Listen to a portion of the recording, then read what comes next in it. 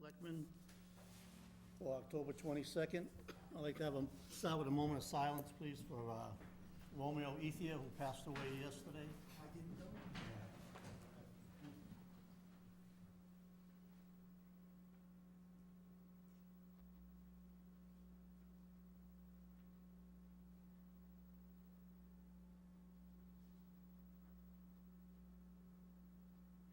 Thank you.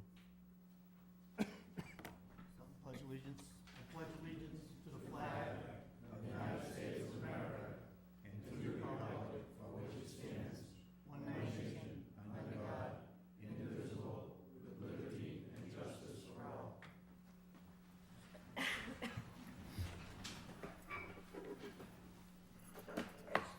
Okay, start, any announcements? No. Citizens Forum. Anybody for Citizens Forum? Okay. There's a few people here, so I think we'll go to the Blanchard, skip to the Blanchard one and Whatever you want, whatever's more efficient. in the public hearing later. We'll start with the Blanchard RFP. Is anybody here for that? Okay. We have our entire, pretty much our entire board and our management team, as well as run through our architecture. Any questions? Everyone's read it? Any questions? Well, the main question is, Harry, could you come up, or someone could? I'll just introduce myself once again. My name is Harry Ramasco, 19 Fisher Street, currently the president of Uxbridge Housing Associates. We, hopefully tonight, will be in a better position to be securing some information on that Blanchard and being able to put forth an agreement with you folks. So we're here tonight to answer any questions. We have our management team here. We have our architect here. And pretty much our entire board, of which I'd be happy to introduce if that's important to all of you. I have very simple questions. Okay. I understand the purchase price is $100,000. Do you have that funding in hand? At Or this is that point, contingent upon something? that's contingent upon our funding that we secure from the government. So Right. the sale is contingent upon your receiving the funding? That's correct. Okay. Yes. And the town is going to be responsible for the removal of any in-ground oil tanks? That's something that we can have discussion on. We had hoped that, and that's based on conversation I had had with the fire chief, apparently, and I don't have the law in front of me, but apparently when a building is vacant for a period of 6 months, which not only means vacancy, but has not been used and there's no intent to use the building, then the tank must be removed. So based on that conversation, I'm hoping that that is the case. If it's not, obviously this subject to negotiation. Let me make sure I have this straight now. You're telling me that there's some law that says if a building is vacant and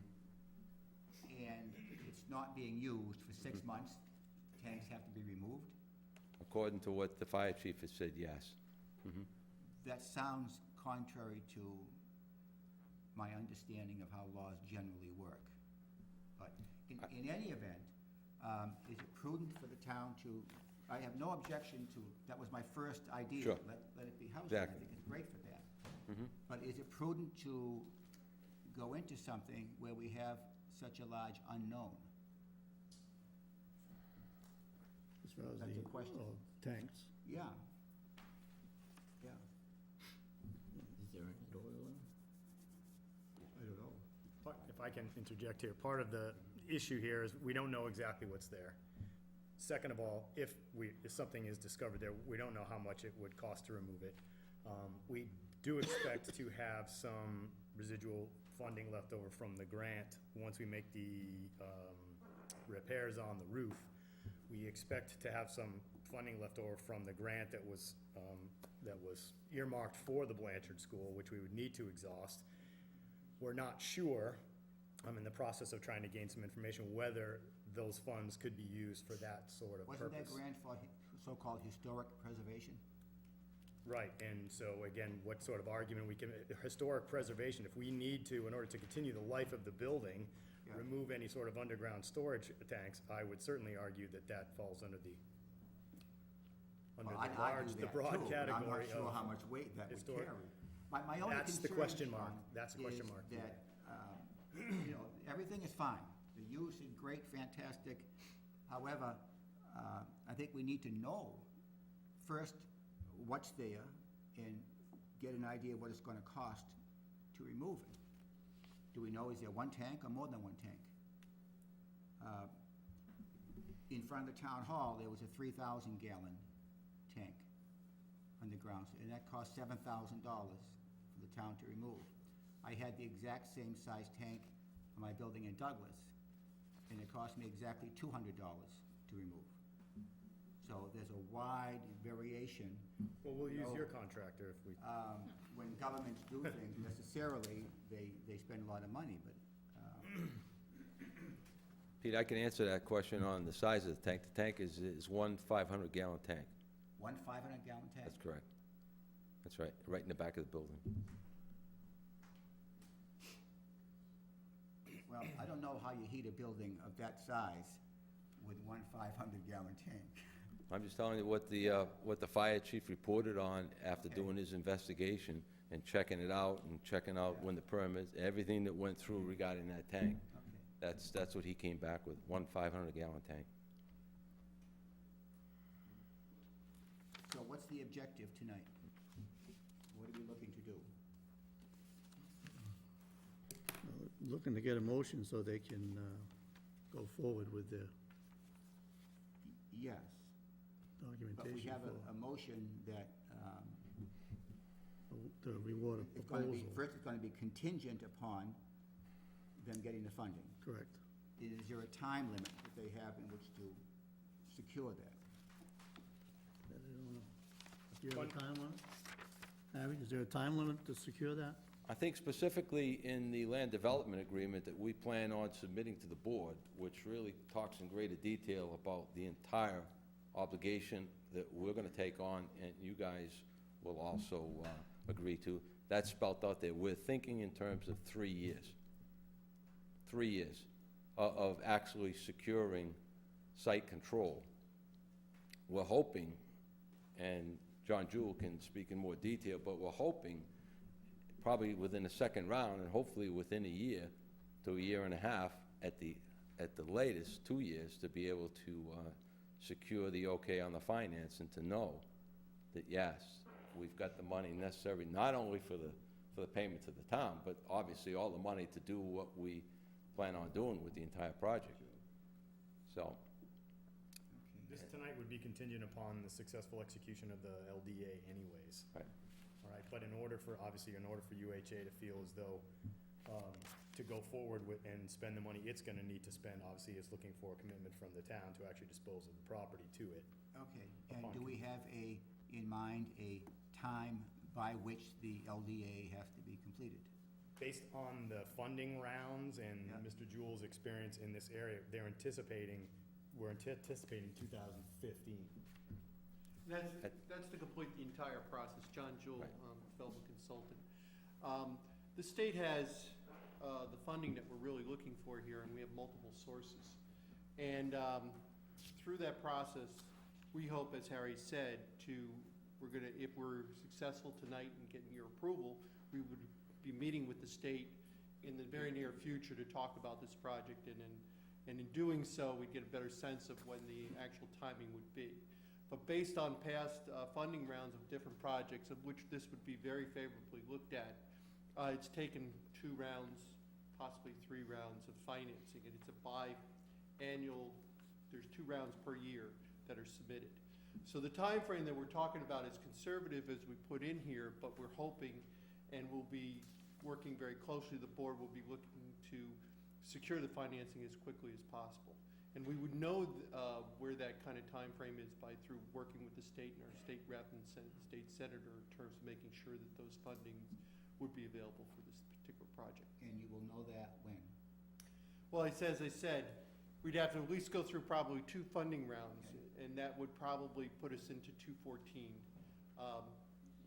given the fact that we have to enter into an LDA with the town, probably could hopefully work that through very quickly and get by the end of the year. So in 213, we would be working with the state and hopefully, putting those financing applications together. Those 2 rounds, usually each one takes about 6 months to get termination before another round comes in. So one comes in February, normally from the state, and then another one is issued in the fall. And so you usually find out 3 or 4 months thereafter. So, as I said, 214 looks like hopefully when we'll have all our funding commitments in hand. And then we have to go, once we have those commitments in hand, we have to go through a whole process in terms of doing closing with each of the lenders, which is why it takes into 215. The importance of this, just to let you know, is that early on we will know and have expended all the energy in terms of getting this project done, that this is really, it's more in terms of how the state works projects. There's a lot of projects in the pipeline, and that we would early know that, and let you know, how strong our commitment is and their commitment to this project. So it's really more of a process at that point in terms of securing all the financing that's necessary. But that's the best we can do, and if the economy changes, obviously things change at the state level as well, and that can move that time frame up. The proposed motion doesn't specify a date by which we have to work these agreements out, and I'd want that, a date certain to be put in there. And I don't mind if, I'll go along with your schedule, but I want some specific date by which we can close the thing out or try to do something else. And we'd have no problem with that. In fact, we've talked about that among ourselves in terms of how that could be structured. Clearly, we want to make sure that we keep you informed, and the board would come in front of you periodically to update you on the progress that we've made on this project. But we can clearly have it within the land disposition agreement, specific dates in terms of commitments when they could be achieved, and so that you are on top of it as much as we are in terms of where we're going.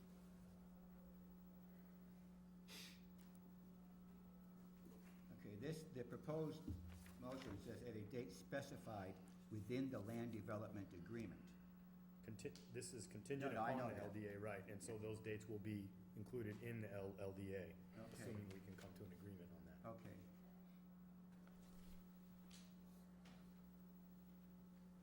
How much of a factor is this oil drum? Is that very expensive? You said around $200, $250? We really don't know. That you're gonna add? It's gonna be thousands. We have- $200. You got a bargain, you're right, who Yeah. did it? Write that down. One of the good news about the oil tanks is that if the tank had been used, obviously that's really a positive, because the chances of it leaking is a significant cost implication beyond the tank itself. The actual pumping of the tank, in which we would offer to allow the town any of the oil that gets pumped out to be reused for other town buildings. So once that's pumped out, it's really the tank itself is not the biggest issue. It's when, had the tank leaked over the years, and whether the underground area underneath the tank actually has any contamination. So that's kind of the unknown. Until you pull the tank, you'll never know in terms of that, and that's what the engineers do under their 21E and their investigation. All right, thank you. Okay, looking for a motion then? Want to make a motion? Go ahead. I move that the Board of Selectmen accept the proposal for the sale and redevelopment of the former Blanchard School titled Uxbridge 13-002, dated September, what was The it? 20th. September 20th, 2012, as submitted by the Uxbridge Housing Associates Incorporated. Said proposal to be contingent upon successful execution of a land deposition agreement between the Uxbridge Housing Association Incorporated and the Board of Selectmen, and furthermore, assuming that the receipt of funding as stipulated in the proposal and the mutual agreement to any and all terms in a land development agreement, that the town-owned land and buildings at 65 Hartford Avenue East will be conveyed to the Uxbridge Housing Associates Incorporated at a date specified within the land development agreement for the price of one, I hope it's more than that, $100,000. Second. Motion's been made and seconded. All in favor? Aye. Aye. And carries 4-0. Okay. Thank you very much, and we Good luck. appreciate that. We'll make the town proud, really. Good job, good job. It'll really be nice. Thank you. Thank you.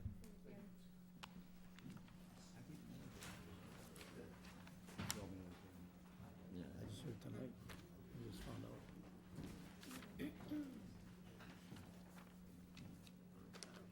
That was quick.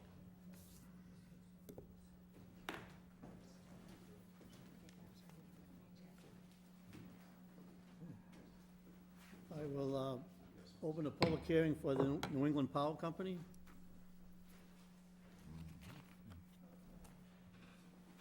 Who's here for? Good evening. My name is Lauren Peliquin. I'm in-house counsel for National Grid. And with me tonight is Dave Barron. He's the project manager for this project, and he can answer any questions that you might have. I have one question.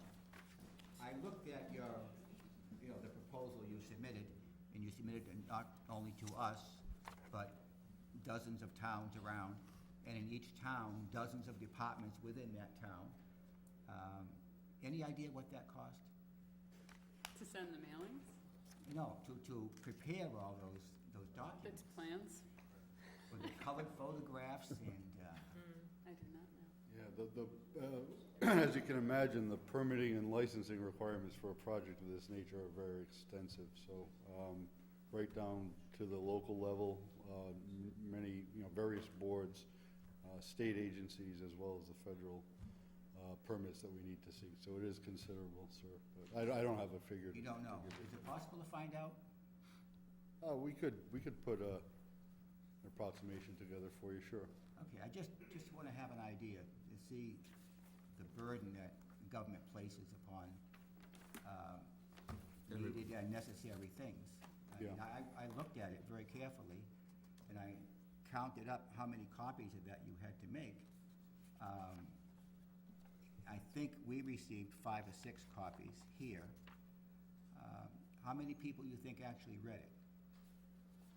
I wouldn't speculate. Well, Probably not as many as we sent it to. yes, I'm sure. There's not a burden as, that it was just for you. Every business doing business with the government goes through this. Right. Yes, which makes it even worse.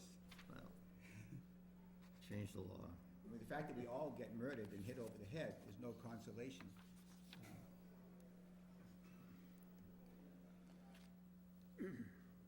Did you have anything back on that public hearing you had?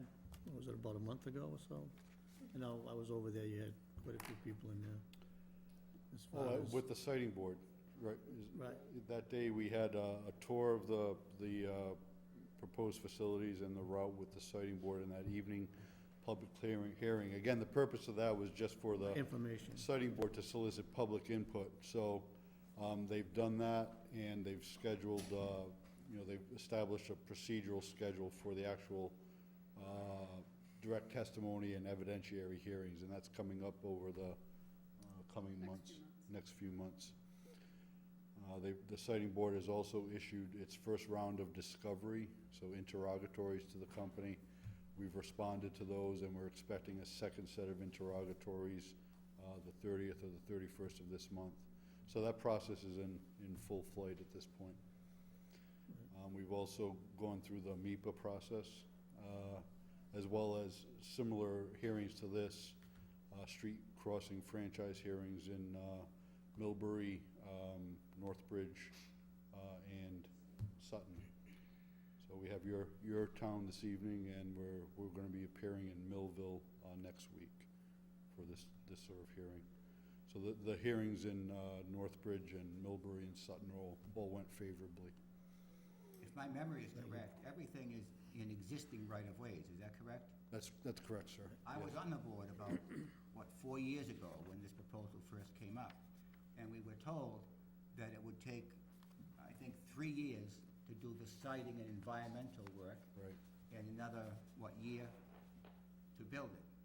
right. And I reminded the board at that time that during World War II in 1943, the government decided to build a 12-inch oil pipeline from East Texas up into New York with a spur out to New England. And they put out the contracts to build the line in July of 42. The engineers had to survey the route. They had to acquire the right-of-ways. They had to design the pump stations every 50 miles or so. Have the pipe manufactured and build those things. They were shipping oil the following August. And look where we have come in the intervening years. And it shows you why the financial situation of the country, the economic situation of the country is at the state that it's in. The overhead, the friction imposed by government needlessly is unsurmountable. Good luck. Thank you. Any other questions?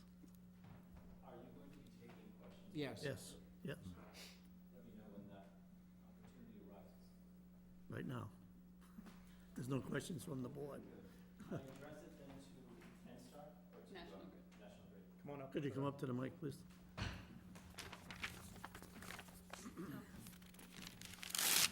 Good evening. My name is Glenn Matheson. I'm an attorney. I live on Hazel Street. The public easement, or the utility easement goes right through our property. The property has been owned by the family since the late 1940s. We've kept up the easement. We've had no problems with it at all. But we do see some concern, possibly, as an impact to the environment, because there are wetlands there. And I do have a few questions that I'd like to address to the representatives of the project, if I may. Yep. On the second page of the notice that went out to the public, in the paragraph titled Endangered Species Consultation, I see, and this is my first question, that there is no federally listed species reported to occur in the project area. And I'd like to ask you a few questions about that inquiry. Sure. Sure. So the first question is, if there's nothing reported at that point, is there anything that may be suspected in that area? And the question is, to what extent have you investigated the existence of any species that may be endangered along the whole route, not just our property, but the entire route that this project entails? Right. So the occurrences of rare, threatened, or endangered species, both plant and animal, are coordinated through the MEPA process and with the Natural Heritage Program in Massachusetts. So we rely on our correspondence and research with that staff. So there are species of state concern, but there are no federally listed species. So that's what that references to. That I see. And so the second part of my question then goes right to the point you just made. There's been no inquiry into the state-listed species, of which there are several in this part of the Commonwealth. And I was curious to see whether or not your inquiry has involved in it. There has been inquiry. And so the result then is what? Because the Audubon Society has listed numerous species of aquatic life, invertebrate, vertebrate life, birds, the whole gamut. And if you go through that list of maybe 100 or 200 species, which are all either identified as endangered, of special concern, and so on for Massachusetts, on the federal register, they just do not exist. So I'm wondering, what species have you identified for Massachusetts that you're concerned about impacting the environmental safety of? We're not concerned about impacting the environmental safety of any of the species, but several species have been identified. Again, one example would be the wood turtle. So we've been coordinating extensively with the Natural Heritage Program in Massachusetts and have developed mitigation plans and avoidance plans to address potential impacts. So those will be avoided. I'm sure there are other other species of both plant and animal that have been discussed, again, state-listed species. I'm not an environmental expert, but I don't have all those. I think there are probably 3 or 4 species altogether that we've been coordinating with the department on. Does that answer your question? I guess in part, I would like to see if there has been, as you mentioned the word mitigation, has there been any plan to either protect the wildlife during your project, during the project, the setup of the project, and the aftermath of the project? Just as a point of reference, when National Grid went through in the past 2 years and put down the temporary roadway, not only did it take out the whippoorwill population, which is no longer in existence there, and I can testify to that very directly because we no longer hear it, but it also took out blueberry bushes, which were, and laurel bushes, which are protected, which had been growing there for at least 60 years. So to address directly the gentleman's question, one example, the answer is yes, we've employed mitigation. Again, I'll go back to the wood turtle example, and this is all in progress, again, with the Natural Heritage Program. We propose to avoid construction in the identified habitat areas of the wood turtle during the breeding season. So that's one example of how we're proposing to fend off any potential impacts. And actually, if you speak to the staff at the Natural Heritage Program, you'll learn very quickly that transmission rights-of-way actually are beneficial in terms of the habitat that they provide.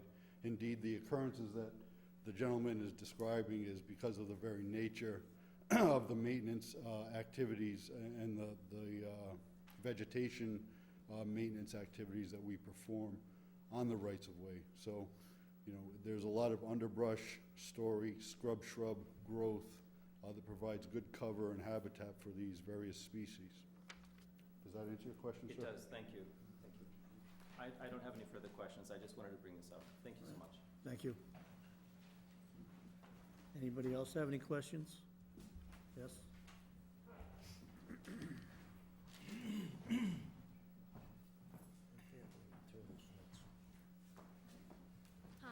Hi, my name is Faith Perini. I live up on William Street, and the power line that they're proposing to put in, the easement comes to our house. And I know that was fine when the power lines were smaller, but the one they're proposing to put up now, is literally gonna be 40 feet from our house.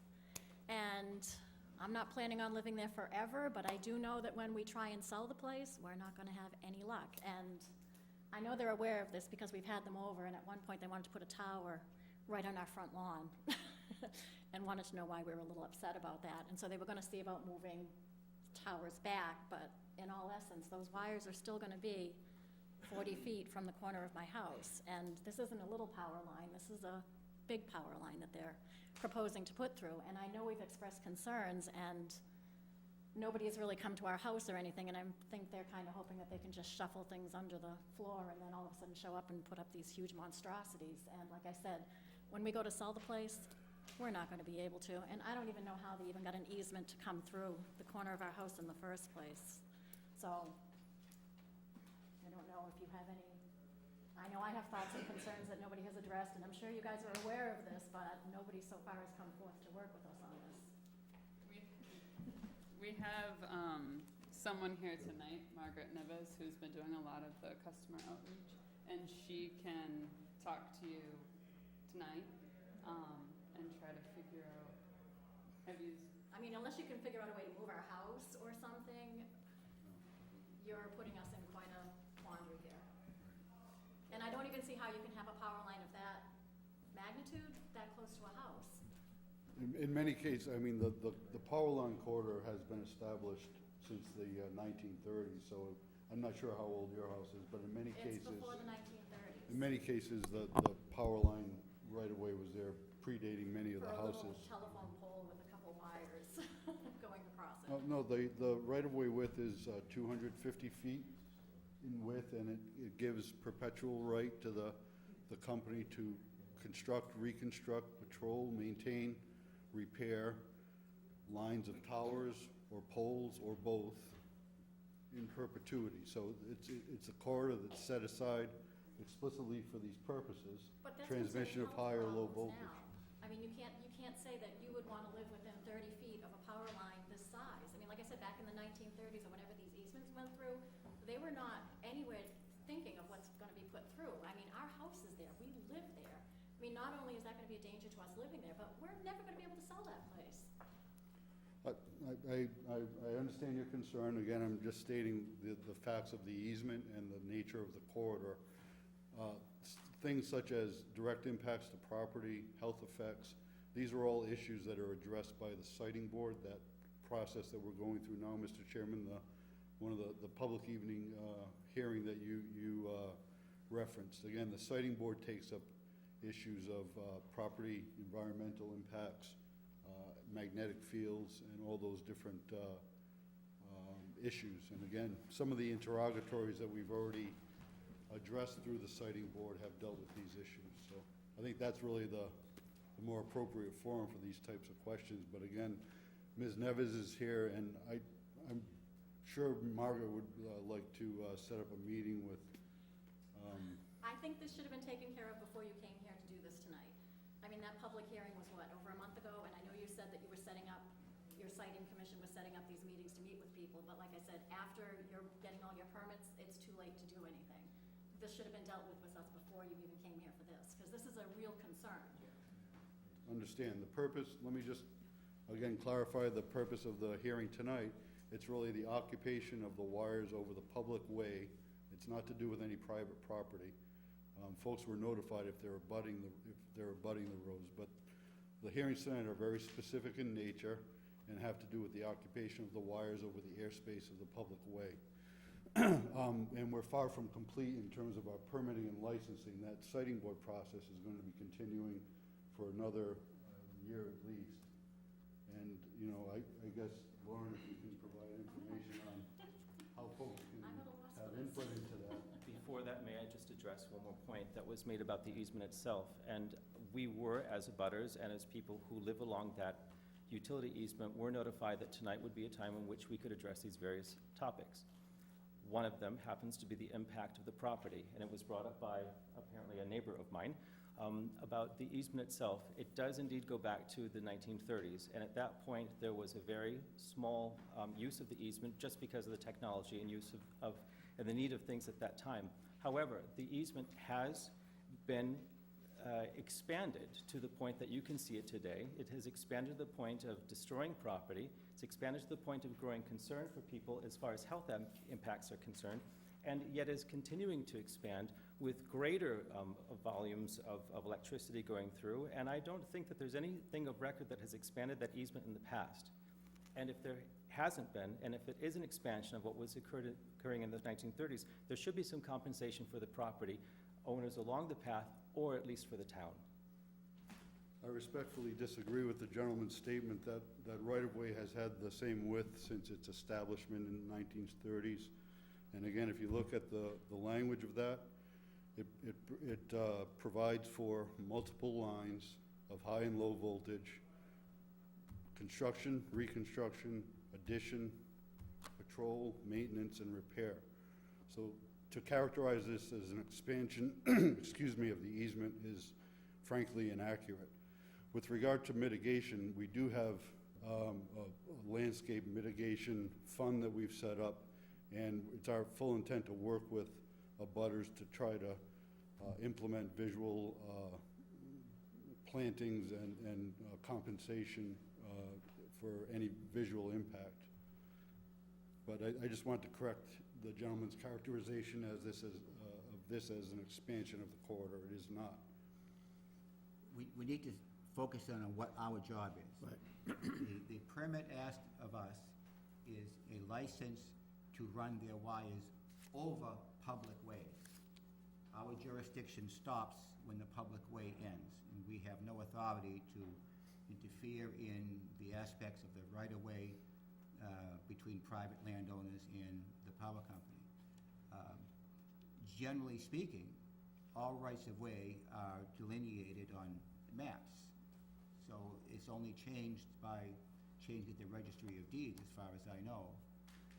That They- 250-foot easement Yeah. was for an original 4 power lines. Does it matter?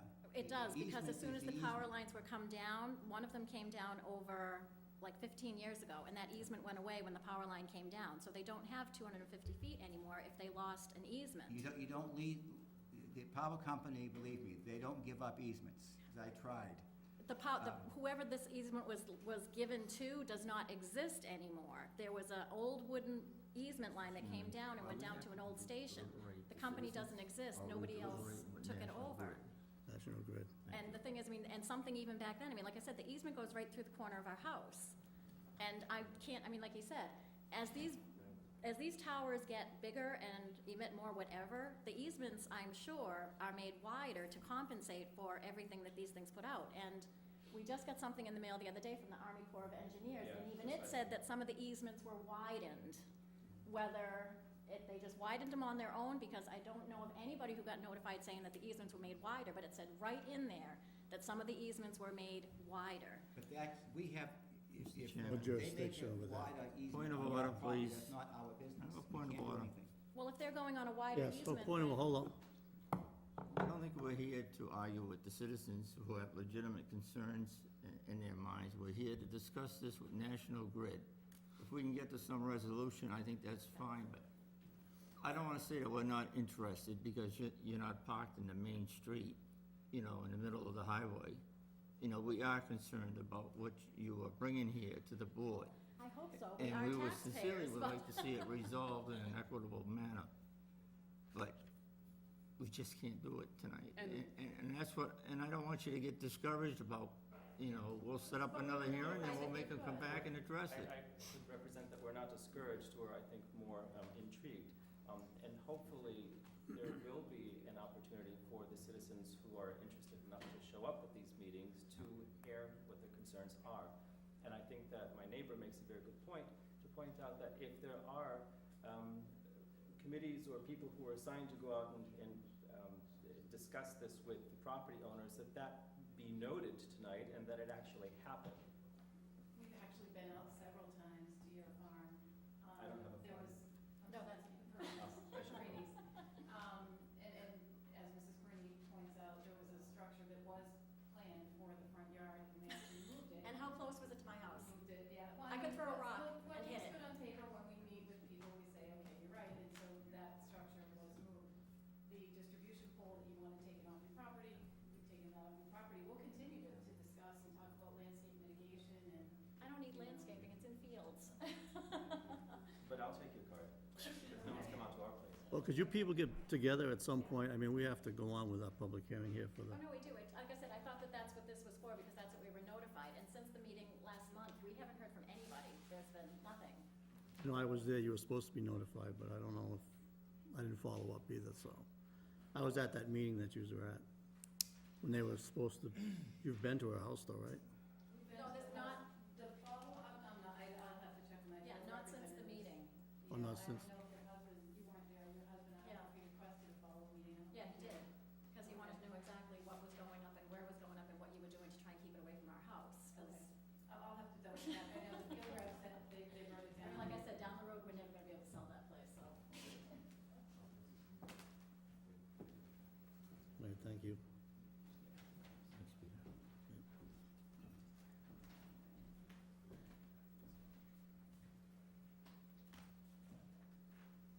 Is there anybody else there with a? Okay. So we're gonna need a motion. Close the public hearing.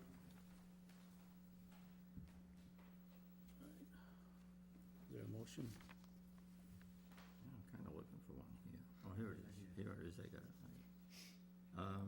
Youngland, following the public input, I make a motion that the board close the public hearing. We already closed it. Oh, okay. Next one. Next one, sorry. I'll be in the next meeting while you guys are at, and see if we can resolve this here. Make a motion to move that the board approve and endorse the Town of Uxbridge Transmission Line Franchise Order of the Selectmen of the Town of Uxbridge, that's it. Motion made second. Approve and authorize the chair to endorse the Hey, Town of skip Uxbridge down one. transmission line franchise September petition of New 20th. England Power Company, DBA National Grid. I'll second the motion. All right, motion's been made and seconded. All in favor? Aye. Want to just There do was the, two yeah, motions here. want to do so- the next motion for the I'll order? make a motion that the board approve and endorse the Town of Uxbridge transmission line franchise order of the Selectmen of the Town of Uxbridge. So second. Second. Motion's been made and seconded. All in favor? Aye. Right. Thank you. Thank you.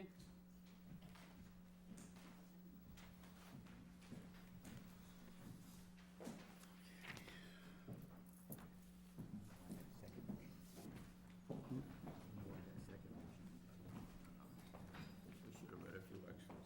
Had them all covered. All right, But the rest of it's separated. do you have an update, Bruce? Yes. This is the update on the high school. The practice football field has been seeded and is being watered every day. Hopefully, we'll get one growing season out of it. We're not sure if it'll take. The football field is just about finished. The track is being worked on. The tennis courts are finished.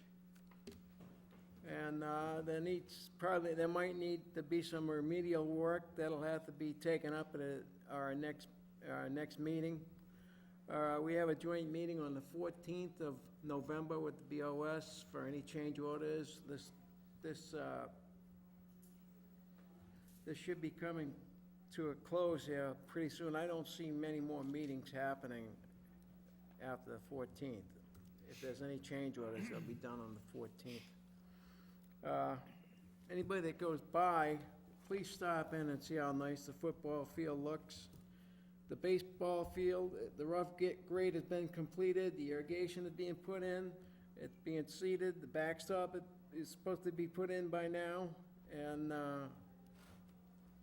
the project is almost finished.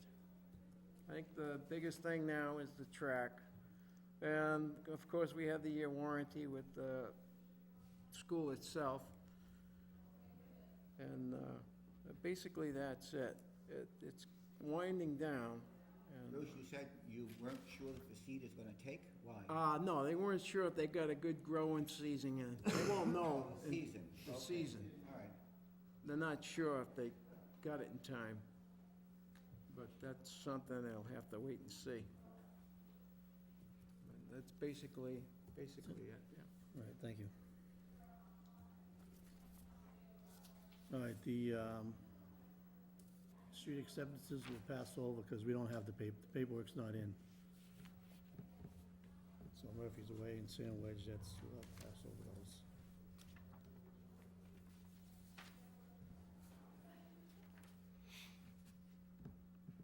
We have the DPW here. Yeah, I'm gonna move right into that now on the warrant.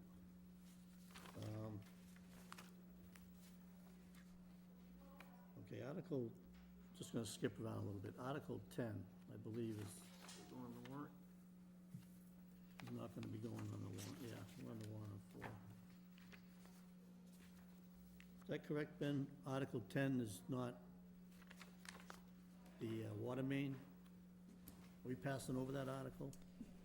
Yeah, I've talked it over with the finance director, and due to the inaccuracies in the language and the proposed schedule for the SRF program, we are well within the schedule limits to bring that forward back in the spring. So we're opting to pull it now and bring it back in the spring for consideration. Okay. Don't go away. You have Yeah, the yeah, update. you- Okay. might as well stay there. But we're gonna need a motion on that to rescind it. Make a motion to rescind Article 10 pertaining to the DPW. Water main design and construction. All right, seconded? Can you rescind it? Yeah, he just did. Is it possible? Yeah, absolutely. Second. A motion been made and seconded to rescind, vote for the Article 10. All in favor? Aye. Okay. Article 11, transfer wastewater enterprise retaining earnings for the purchase of wastewater division equipment.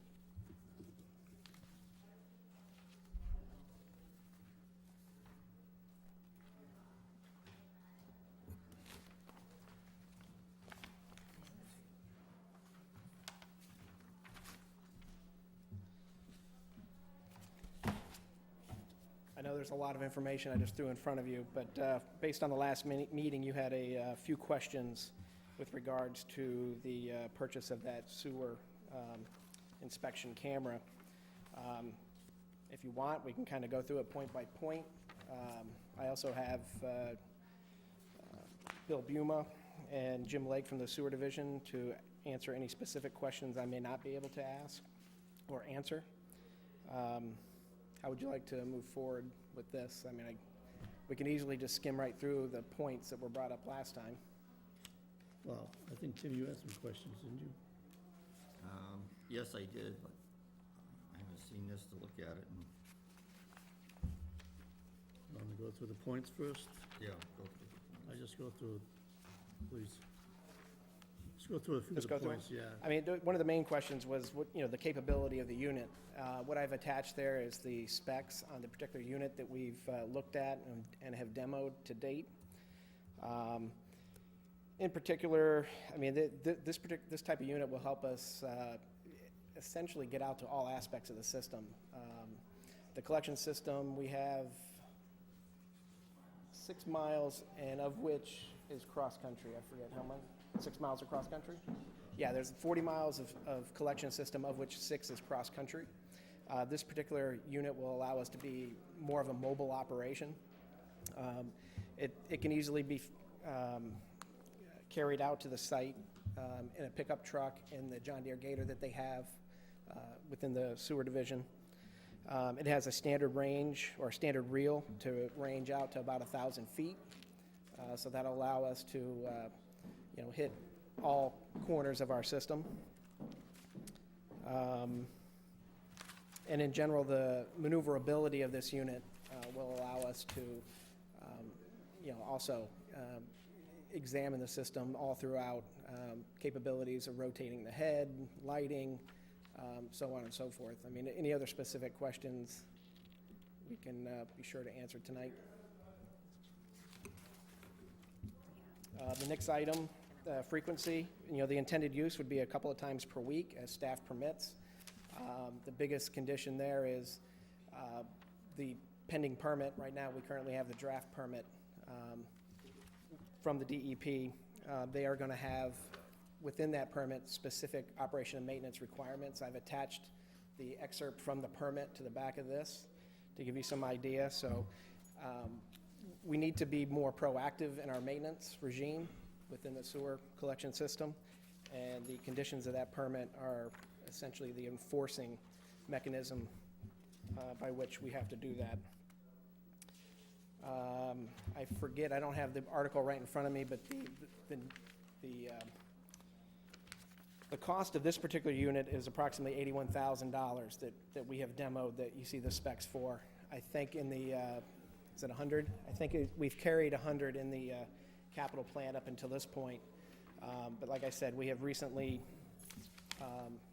taken it to the next level and actually looking at specific equipment and demoing certain lines. And right now, the one that we are looking at is this particular unit. There were some. Ben, how many people does it take to operate this system?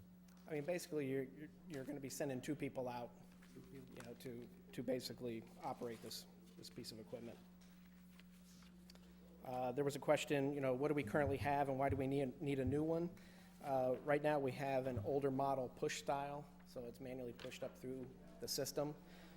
As it stands right now, they can probably get approximately 75 feet of inspection through like an 8-inch pipe, and the larger pipe diameters, obviously a little bit more. So we're limited on the lengths that we can actually investigate with our current piece of equipment. The camera itself is an old, outdated camera, so the optics in it, are far below what we have now with technology. The lighting is far below what is offered now, and so you combine all those two together, and we're looking to replace it with a newer model so that we have much more capability to get out and inspect the system.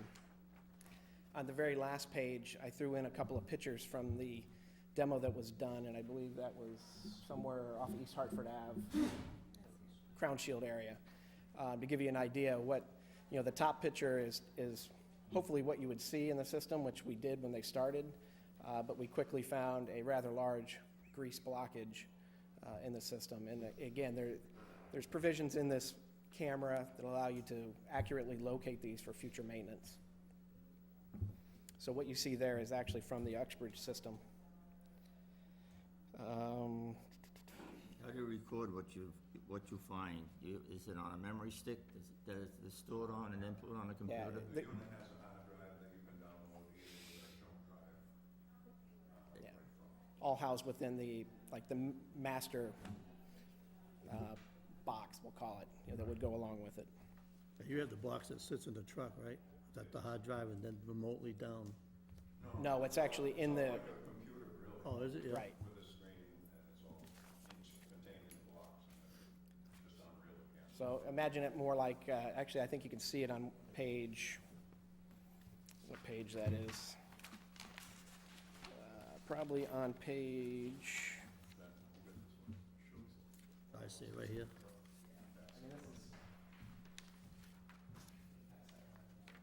it's the unit that would actually be sitting in the truck. In the truck, yeah, that's what I meant. It's up in the truck and then the Yep. camera goes. Yep, so all the controls are done up top and all the recording and so on. Mr. Buell, doesn't it? Ben, what is that obstruction we're looking at? Grease, Bottom picture. It's what? grease, Grease, okay. And the jet will remove it? yep. I mean, as it worked out, they went up in that area, you can correct me if I'm wrong, but for root intrusion, I guess they've had a history of root intrusion in that area, and that's what they ran into.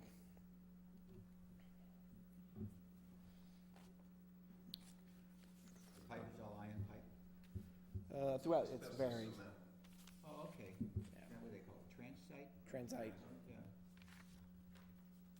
Would have probably used this up at the school a couple of weeks ago, right? Well, I mean, I guess the limitation, yeah, that's a 4-inch force main. Our collection system is, correct me if I'm wrong, is all 8-inch. 8-inch minimum. So the unit we're looking at is for 8-inch and larger. There's a variety, as you can see in that brochure, they show about 4 different models, I think it is, for the different size pipes. So, I mean, to get into something, the smallest they go is 6. So from 6-inch to 72-inch diameter. What's the old one go into? The old camera? 8-inch or larger. 8-inch or larger? And if you went into larger pipe with it, because you've got to attach outriggers to it, you can't push that thing 10 feet. It's just a bear to use. One of the other questions had to do with what other communities had. As of right now, Webster has one. We haven't, as far as I know, Bill has confirmed this, that we haven't had much dealing with Webster on, the need for assistance. It's all been more local. Northbridge has a similar camera, but it also has the same, or similar camera to what we have now, not what we're proposing. So they have the same limitations that we're facing right now. And then the big question, I've thought about this extensively, about regionalization. I think moving forward with that, there needs to be a lot of thought put into that. I think it works well in certain instances. For example, like we're part of a co-op for the purchase of salt. Materials, I think it works well. I think it's going to be extremely difficult to factor in all the things that need to be considered when we start talking about equipment. Clear understanding of maintenance, who's responsible for maintenance, where's it going to be housed, how is it going to be pushed out to, whatever local community? Do we send our own staff? Do they need to have trained staff? I mean, these are a lot of questions that, come under more of the, mutual aid side of things. and, you know, and how formal do we want to present that program. Don't you already have working arrangements in emergencies that you can call on each other? Not specifically for public works. No? Public safety, yes. Yeah. There are two programs out there. I mean, the statewide, they're pushing a public works portion of the mutual aid. There's also Mass Warren, which is specific to water and wastewater. I think historically the town's been a part of that, or no? No, not as far as water and wastewater. So, I mean, that's something to be considered. That was brought up, I guess, a year and a half ago when the acting Chief Emmerich had, I guess, floated across the mutual aid bill, or not bill, agreement. And one of them was Public Works, but the Public Works one was pulled for some reason I don't recall. Is there a forum where DPW heads get together? Yes. They do? Okay. Yep. I mean, that ranges from the highway associations to APWA, the local, or the regional chapter. Actually, mutual aid isn't a hot button topic right now, especially from a public safety standpoint, but that also, you know, easily bleeds over into the public works arena. Because whenever we talk about, you know, catastrophes, natural disasters, there's a definite impact on water and wastewater infrastructure.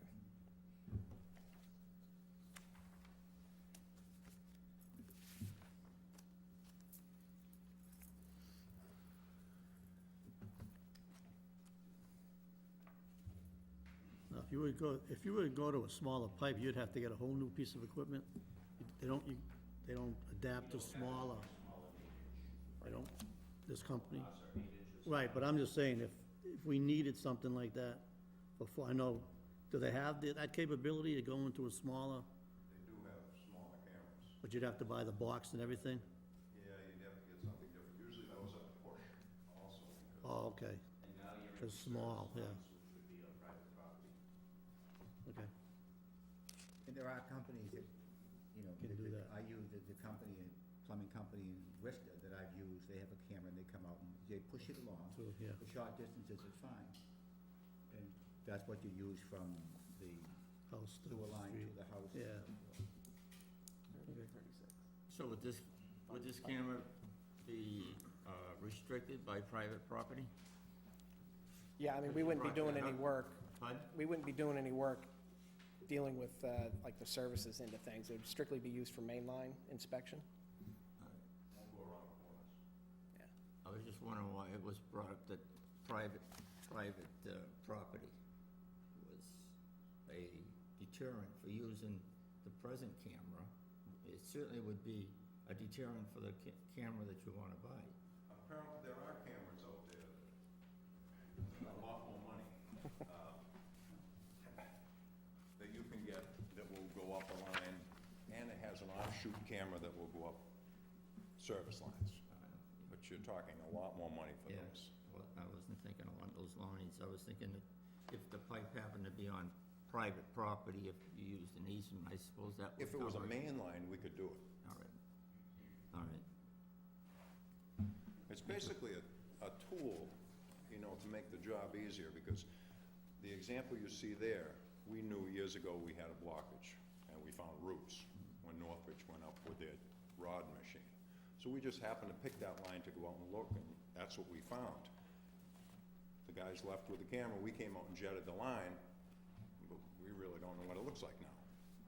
So, I mean, it would help us, when you get a blockage, you don't really know, why did you get that blockage? You can go up and jet it and get it working again, but if you have a camera to take out there and look, you can say, oh, we have a broken pipe, we have this, we have that. And it really is just a tool to make the job better and more efficient. Thanks. Ben, this come out of the enterprise fund anyway, right? Yes, retained earnings.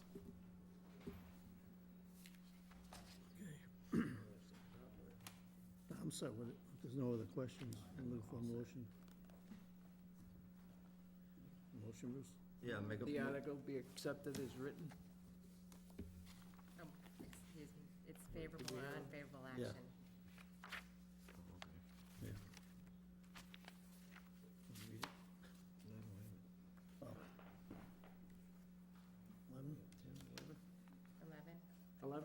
I move that the board recommend favorable action for the Article 11, transfer from wastewater enterprise retained earnings for purchase of a wastewater division equipment, Second. no, i.e. a camera. Motion made and seconded, all in favor? Aye. Okay, we're gonna go back to 10. There's one more motion to pass over. We made the motion to rescind it, but there's another motion that we're gonna pass over on the warrant. Well, if we rescinded it, then I thought we took it off the warrant.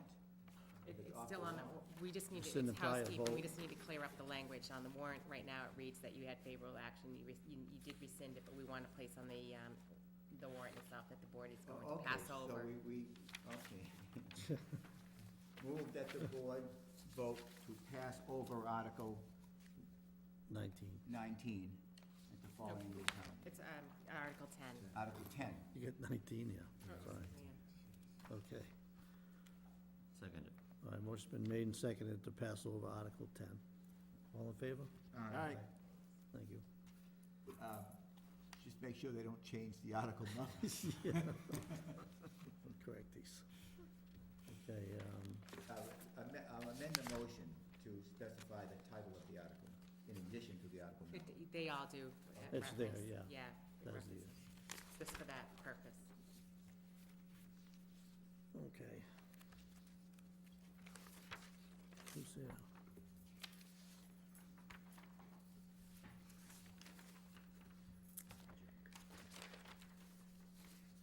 Okay, we'll jump to the, we only got one in the front, let's take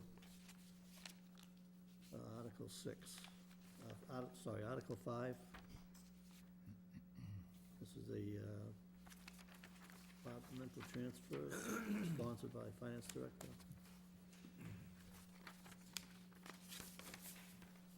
On the financial director, no offense, David, don't get upset, all right? But I thought it was either a multiple board or 10 certified citizens or a board of selectmen that put articles on.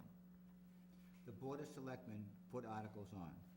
Petition articles, we put on as a administrative function, a ministerial I understand that, that's what I obligation. said, though. But we are free to put articles on submitted by anyone. So it should,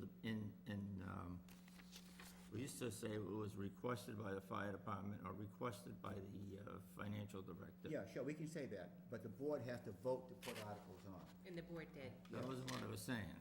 Because it just says sponsored by Dave and no one else. That would be the That person means a that's going to request. speak to the article. I know you're not gonna hold up my paycheck.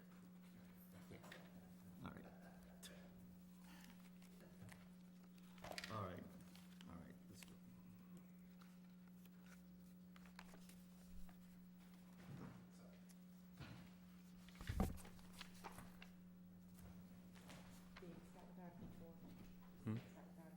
Okay. Mr. Chair, if we can address Article 4 first. That's just Okay. going to be, that's the prior year bills. That's a standard article we put on every year. We've been fortunate for the past, I believe now, 6 town meetings that we haven't had any prior year bills, and fortunately, the streak continues, so we would like to have the board vote to pass that over. We have no prior year bills to bring forward.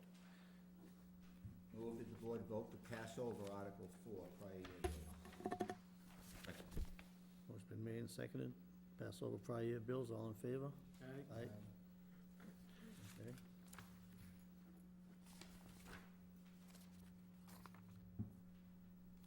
So we'll go right down to 5. Sure. Article 5, we have two transfer requests, Mr. Chair. The first one being from overlay surplus. This is a transfer from the FY 2012 overlay surplus. As you know, overlay is raised on the recap sheet by the assessor every year when the balance of the abatements and anticipated ATB cases are factored out.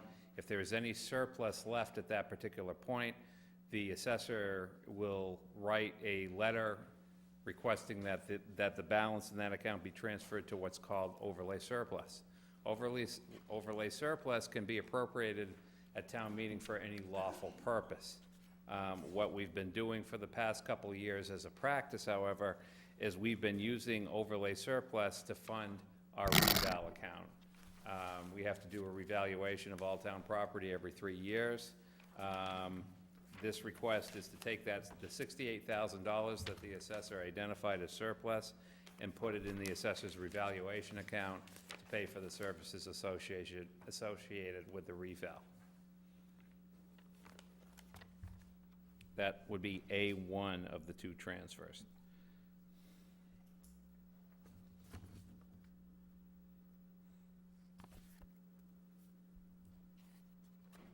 My turn? You have it, Tim? Yeah, Okay. I don't know if I have the motion. but In I your make mo- packet. Make motion in the Okay. packet, right. Article 5, make a motion that the board recommend favorable action on Article 5 fiscal year 13 inter-departmental transfers. I know. Go with, just to finish on that, Yeah. section A1, transfer A1. Because if you do them, we haven't talked about A2 yet, so we'd either do the motion at the end, or we do A1 and then A2. Let's go back to A1 and A2 at the end when you finish. Yeah, that sounds good. Okay. Let's move on to A2. We have a municipal debt line. We are looking to do a transfer of $4,950 into the landfill monitoring account. The Public Works Director is here. He'd be happy to speak to it, but basically, as the board may be aware, we've been funding that account at $20,000 for a number of years. The sum total of the monitoring contracts and the associated testing involved for this fiscal year is going to leave a deficit of $4,950 in that account if we do not do a transfer. So we have some excess funding in the municipal debt line. We'd like to move it over to cover that expense in landfill monitoring.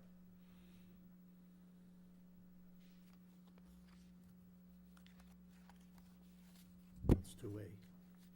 Is there a reason that's not being A2. done by a finance committee transfer? Pardon me? Is there a reason that's not being done by a finance committee transfer, wherein it was unanticipated that there would be that excess? It was unanticipated, but we really like to use the reserve fund only as a last resort if we don't have any other funding options. So now we do the A1 and A2? Now you can do it. All right, let's see. Hold my motion. All right, make a motion that the board recommend favorable action on Article 5, transfer item A1, department transfers. That's the $68,000 from the overlay account, is that correct? That is correct. To the assessor's reevaluation account. And also, second part, under municipal debt, I move that the board recommend favorable action for the Article 5 FY13 departmental transfers from municipal debts of $4,950 to the landfill monitoring account of $4,950. Second. Motion's been made and seconded. All in favor? Aye. Okay.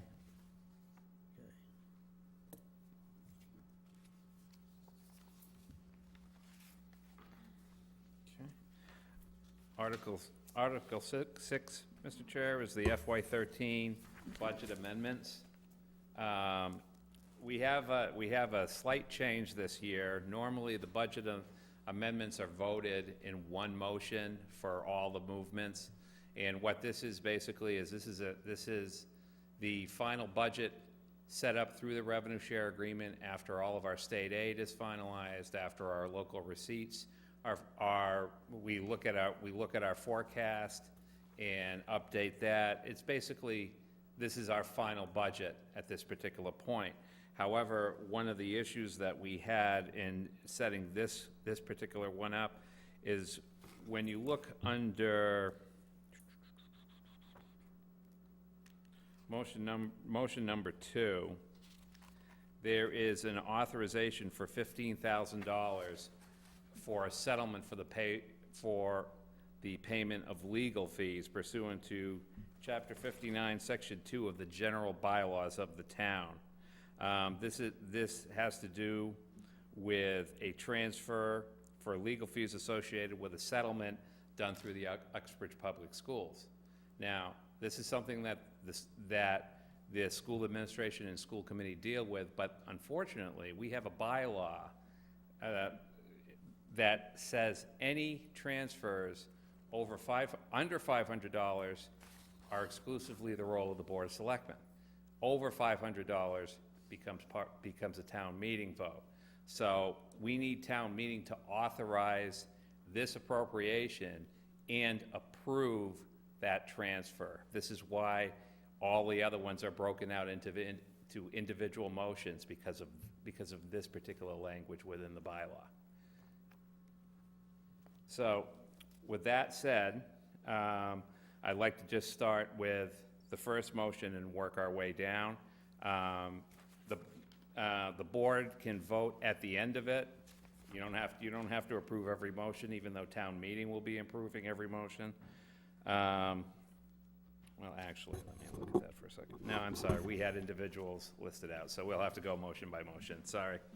Motion number 1 is looking for the town to raise and appropriate the amount of $55,162 to supplement the FY 2013 property and liability insurance appropriation as approved under the May 8th spring annual town meeting. What this $55,000 is, this is something that's over the revenue share agreement. It comes off the top.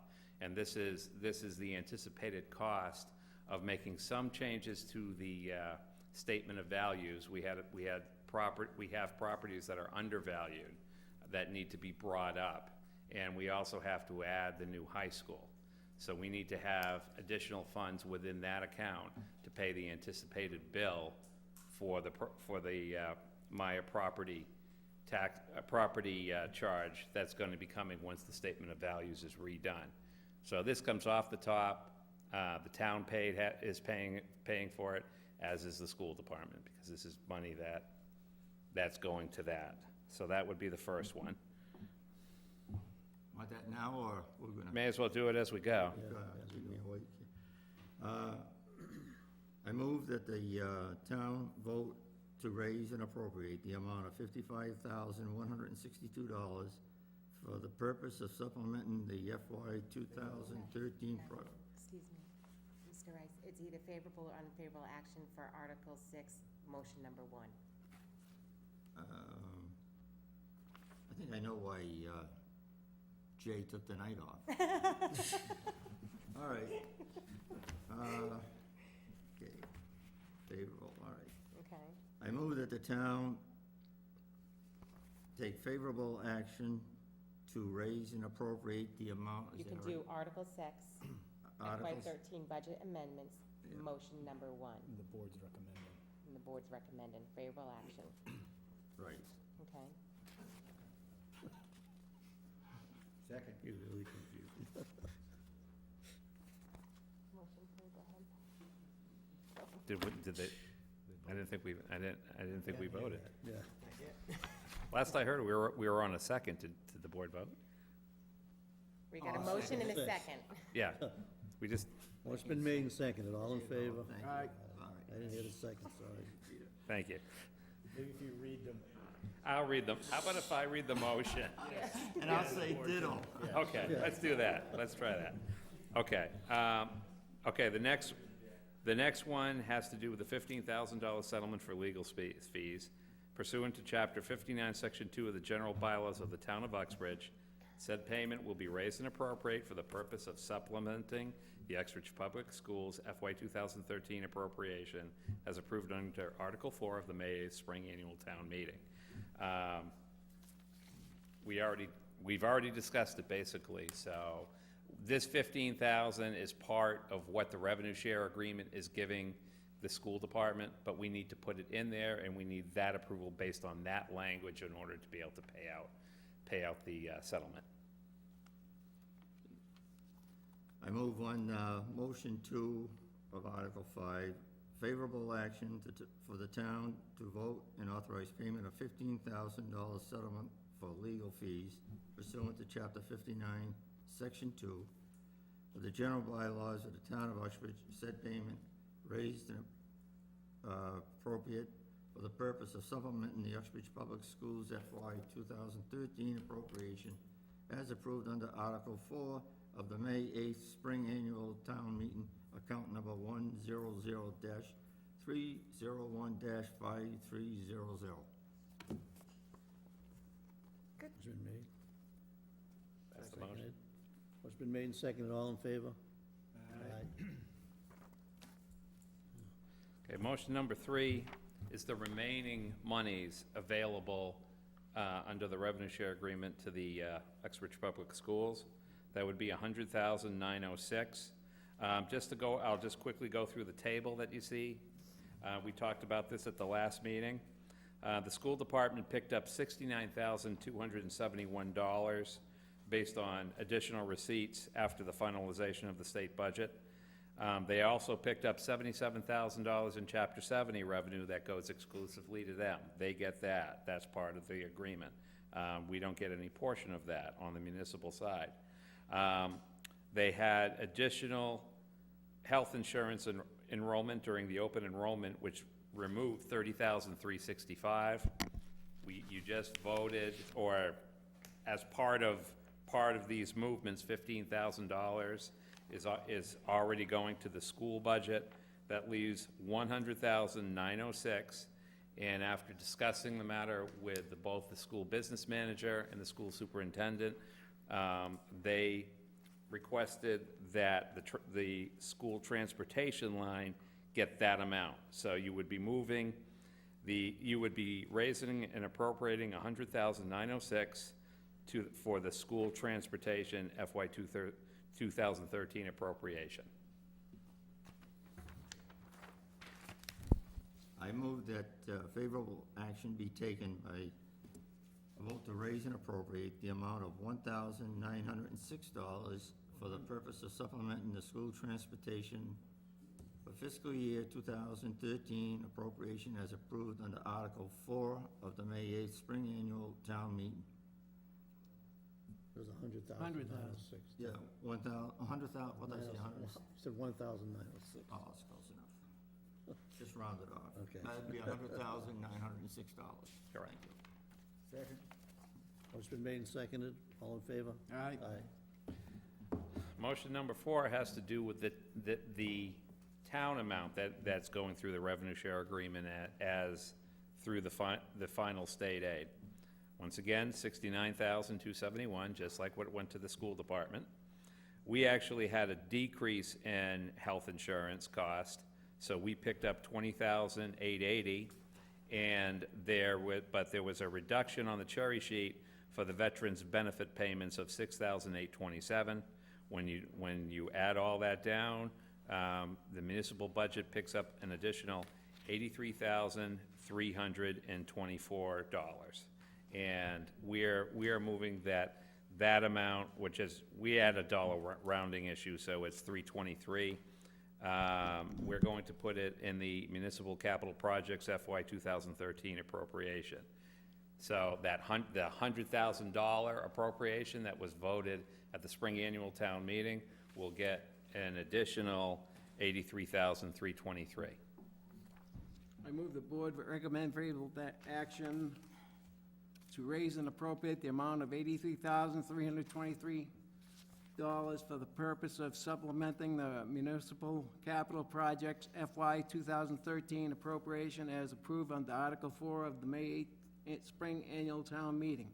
Account number 100.930.5820. Second. Motion's been made and seconded. All in favor? Aye.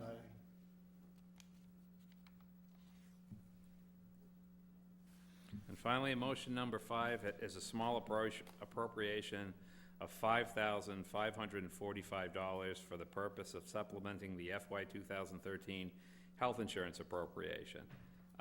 We're raising this because we had a small change in the municipal portion of the health insurance appropriation that came in after we had done all of our other calculations. There is an employee who works both for the town and for the school that we were splitting the health insurance cost on. That person is transitioning over just to the town, so we had to make a few movements in order to make that work.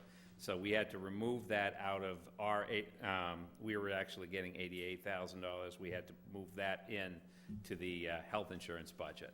So it's a small change, but it happened after we had done everything else. So I request the board approve the $5,545 to the health insurance appropriation.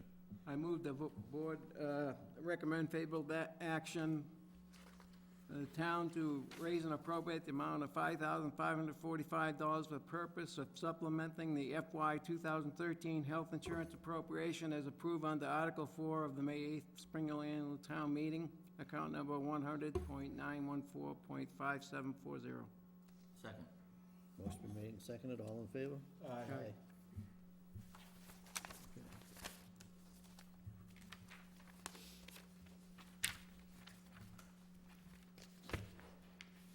Thanks, Dave. Yeah, thanks a lot, Dave. All right, Article, yes. Before you finish up on the review of the warrant, if, with your permission, I'd like to make a couple of comments. I was unable to be here at the last meeting regarding the charter review. With your permission. All right. Thank you. I'll let you know. Harry Ramasco, 19 Fish Street. I apologize, I couldn't make the last meeting. I was away. I had a lot of conversation individually with members of the committee, and I'm here because I'm a little concerned about the vote of not approving the, or not a favorable recommendation on the article. My understanding it was 401. I'm here tonight because I'm going to call another meeting of the Charter Review Committee. I do plan on attending, as I encourage all other members of the committee to come to the FinCom to speak to that as well. But I think it's critically important to have the support of this board once we go to town meeting. That being said, I would like to schedule a meeting for the Charter Review next week.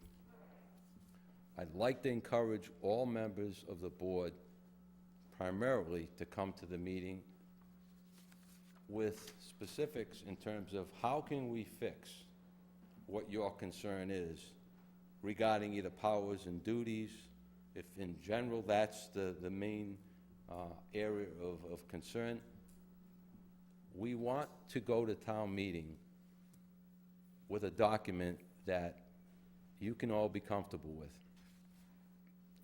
Primarily, the main concern that came up repeatedly time after time in all our interviews and in conversation certainly centers around the role of the Board of Selectmen and the role of the town manager and making a more efficient and effective town government that we all can wrap our arms around, and for hopefully the next 10 years see the results in a very positive way. We think that's important.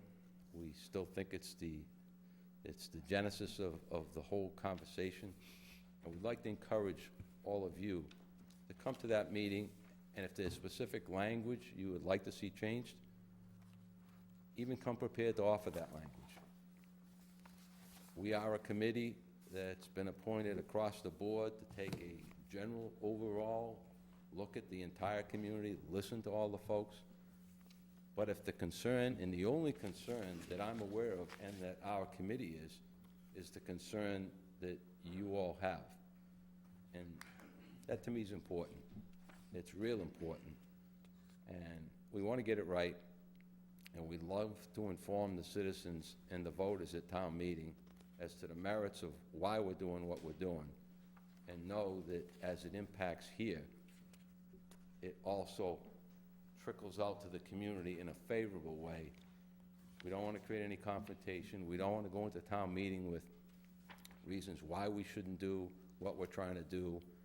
And I don't think that that's productive for anybody. And I don't think it's going to get us the results we're after. So I plan on posting that meeting either tomorrow or the following day.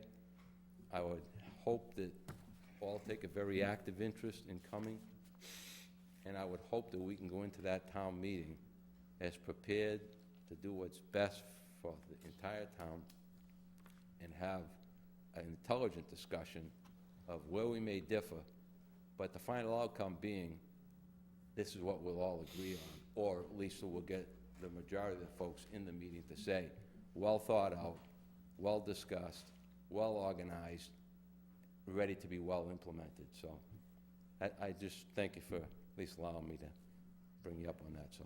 Thanks, thank you. Harry. Thank you. You can get the date to Tracy. When you post it, you're gonna post it? I'll post it, yeah, I will, thank you. Thanks. Okay. Article 18. Zoning bylaw by, let's see, this is for Hazel Street. Mark?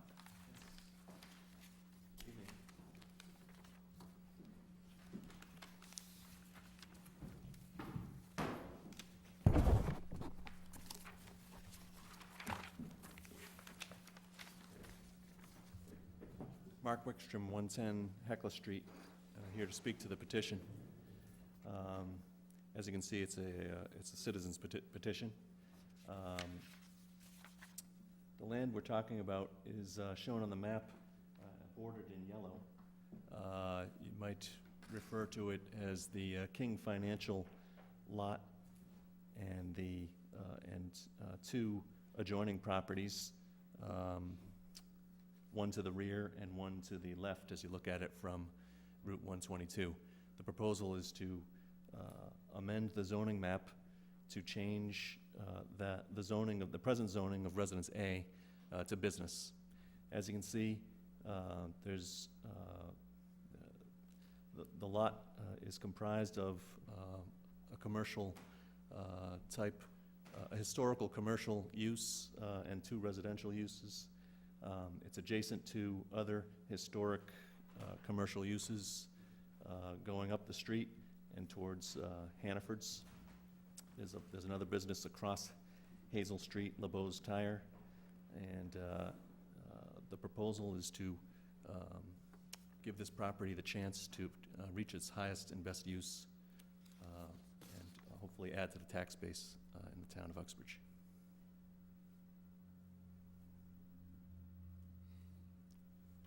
Are there any questions from the board? There's the part you got marked in yellow here? This one's, That's already business? let's see. That's the old, the That's parking the old, lot. the parking lot there for, yeah, Yeah. so it's, With that house aside of it? That's already zoned, no, it's all zoned Residence A. for both the one But you there's historic commercial use of the property.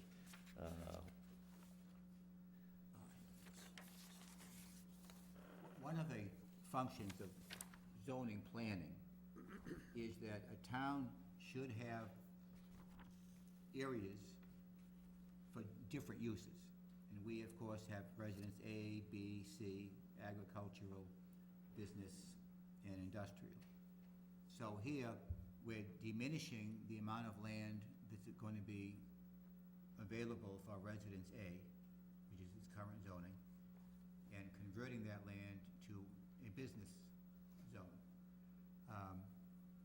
What effect does that have on the amount of Residence A land in terms of percentage, do you know?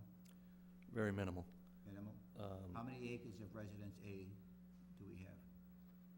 I know we have a wide swath of it down Hecla Street. I don't know the total acreage within the town, but this would be a very, very small percent of the total Residence A property. And of business, how many acres or land area do we have zone business that's not used as business? I don't know the answer to that. I haven't done that analysis. I have it at home. I didn't bring it with me. But I know we have 450 acres of industrial land that's zoned industry, but there's nothing on it. And we have land that's zoned industry with buildings on it, but those buildings are vacant. And I know we have substantial amounts of business zoned land with nothing on it.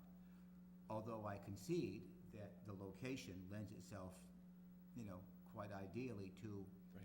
Residence A. Has the planning board looked at this? Yes, they have. Wednesday voted for, though. They voted in favor of In it? favor of it, Yes, they did. I think there's no doubt the town could use an extensive analysis of zoning all across the town. However, that shouldn't prevent these particular landowners who are in what you might classify as a commercial stretch from using it to that purpose No, for I business. understand that, and they have a right to petition for its use. I just don't know, you see, I like the idea of the board making recommendations on warrant articles where I can see a strong reason for voting in favor of not. As a selectman, I don't see a strong reason for making a recommendation either way on this, although I could be convinced of some reason. I can see the merits, of course, from the business point of view. Because what we're doing is extending a business zone, and that tends to happen in towns, especially along main corridors such as North Main Street. That's right. I think the argument is that it's a perfect place for growth and development for business-type uses, and certainly the people within that zone have a desire to do so, and looking for investment in the town. But there are also people who live in houses along that, right? That's It's a true. mixed-use area. We've only added to the zone people that we know want that particular use.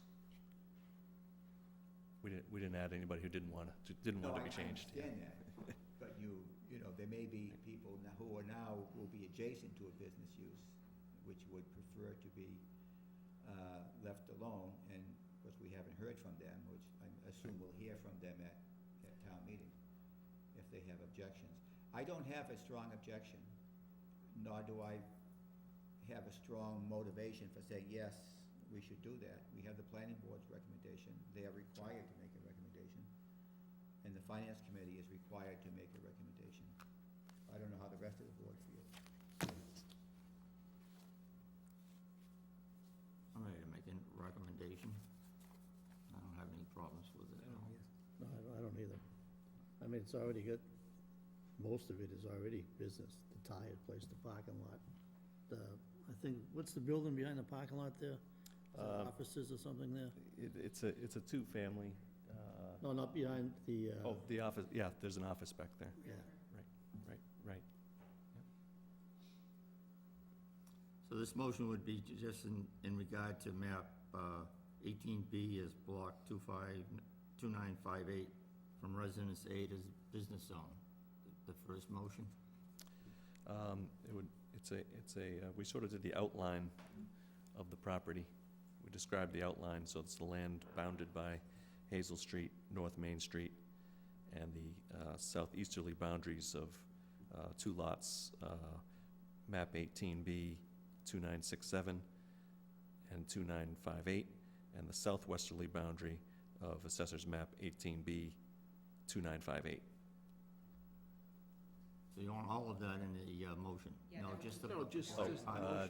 That would be Article 18. Just so You I want to don't- recommend favorable or I'll unfavorable make it, action? I'll make it. I move that the Board of Selectmen recommend favorable action for Article 18 to amend the zoning bylaws by amending the zoning map on Hazel Street, seconded, Second, I'm sorry.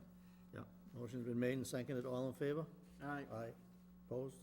I'll abstain, but no negative inference should be drawn from that. Thank you. 301. Okay, second one, amend, no, it's not. no. Article 19. Article 19. I move that the, to go through it Sure. first. This is the companion parcel. This is the You know, see, I haven't- this I is don't the have any companion problem with it. parcel, I have to go along with it. right? This is the companion parcel outlined in red, which is just to the north of the parcel we just spoke about. That's the LeBeau Tire parcel, and the house to the right of it, as you're looking at it from 122, and 2 houses to the rear. Also, this is Residence B, and it would be, the proposal is to rezone it to business. And this is, right adjacent to the Hannaford's Plaza.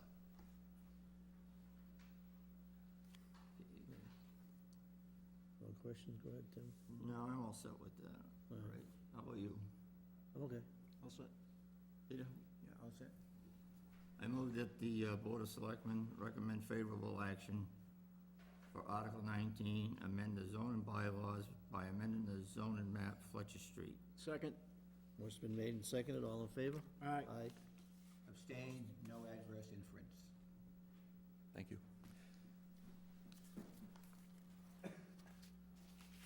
Thanks a lot for bringing the coffee, by the way, tonight. We really appreciate it. Article 20.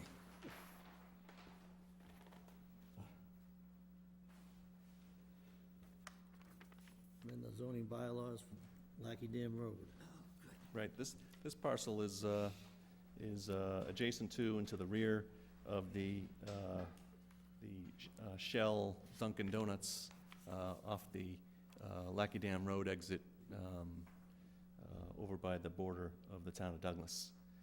It's 39.85 acres, and the desire is to, it's in two assessors' map and parcels, map 15, parcel 1433, and parcel 3153. They're presently zoned agricultural, and the desire is, since there's very little chance that any agricultural use is going to be back there, is to change to industrial use for future industrial development.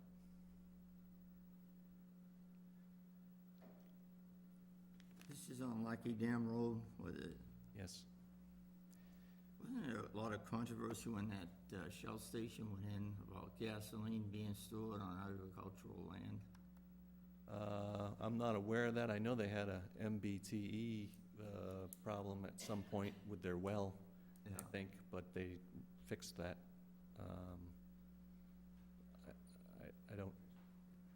I don't know about that particular issue.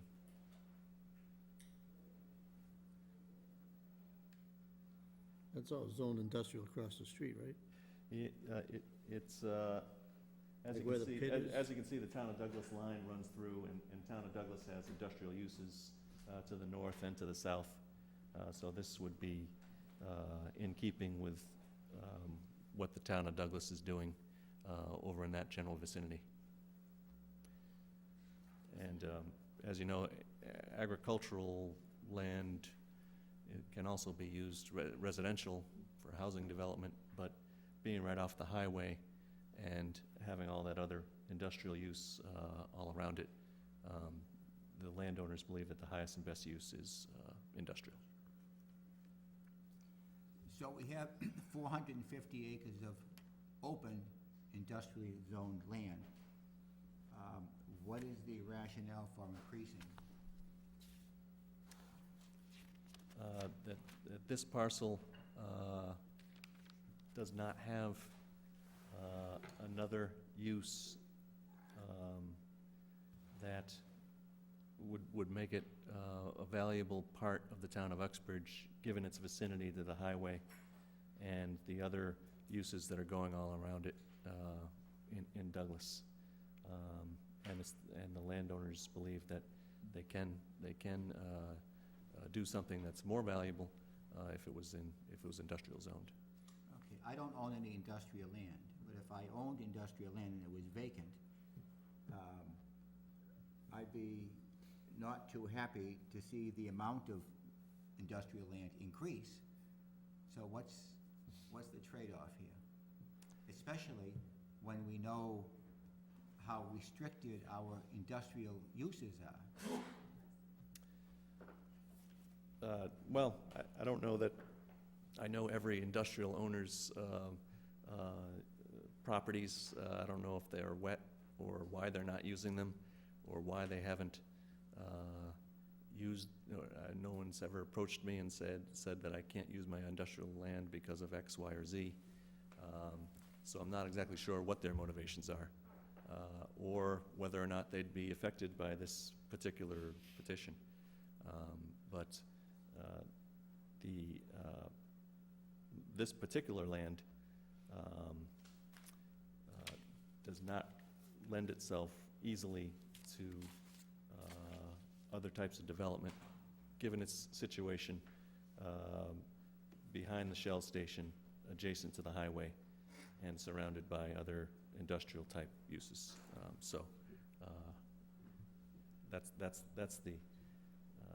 That's the motivation behind this petition. I'm not sure I can speak to every other industrial landowner in the town of Uxbridge. Wasn't there an old sand pit down there at one time? Yeah, there was. Actually, I think that's in Douglas. Oh, is it? Yeah.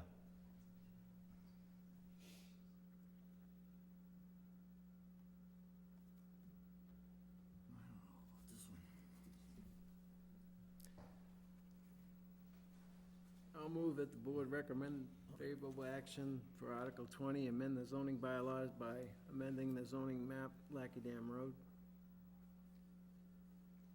Motion's been made, is there a second? I'll second it. Motion's been made and seconded, all in favor? Aye. Aye. Opposed? I'll abstain with no prejudice. Same. Thank you. Nice one.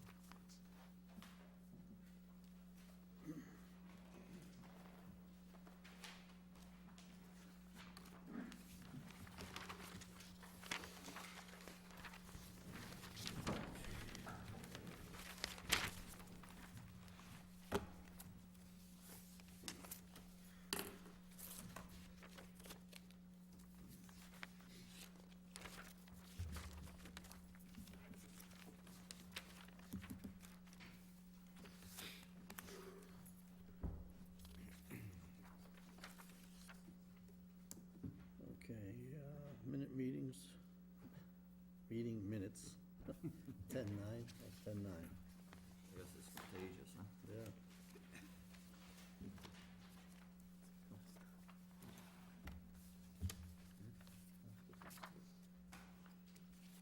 More on the business, I think. All right, I missed that. Before we do that, let's go to the new business. We have an application for a one-day beer and wine license for Our Lady of the Valley.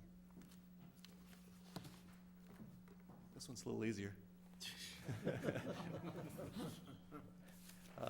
We're having our annual holiday fair at Our Lady of the Valley School, and as part of that, we offer to the adults a beer and wine option on that day, and it's a fundraiser for the school.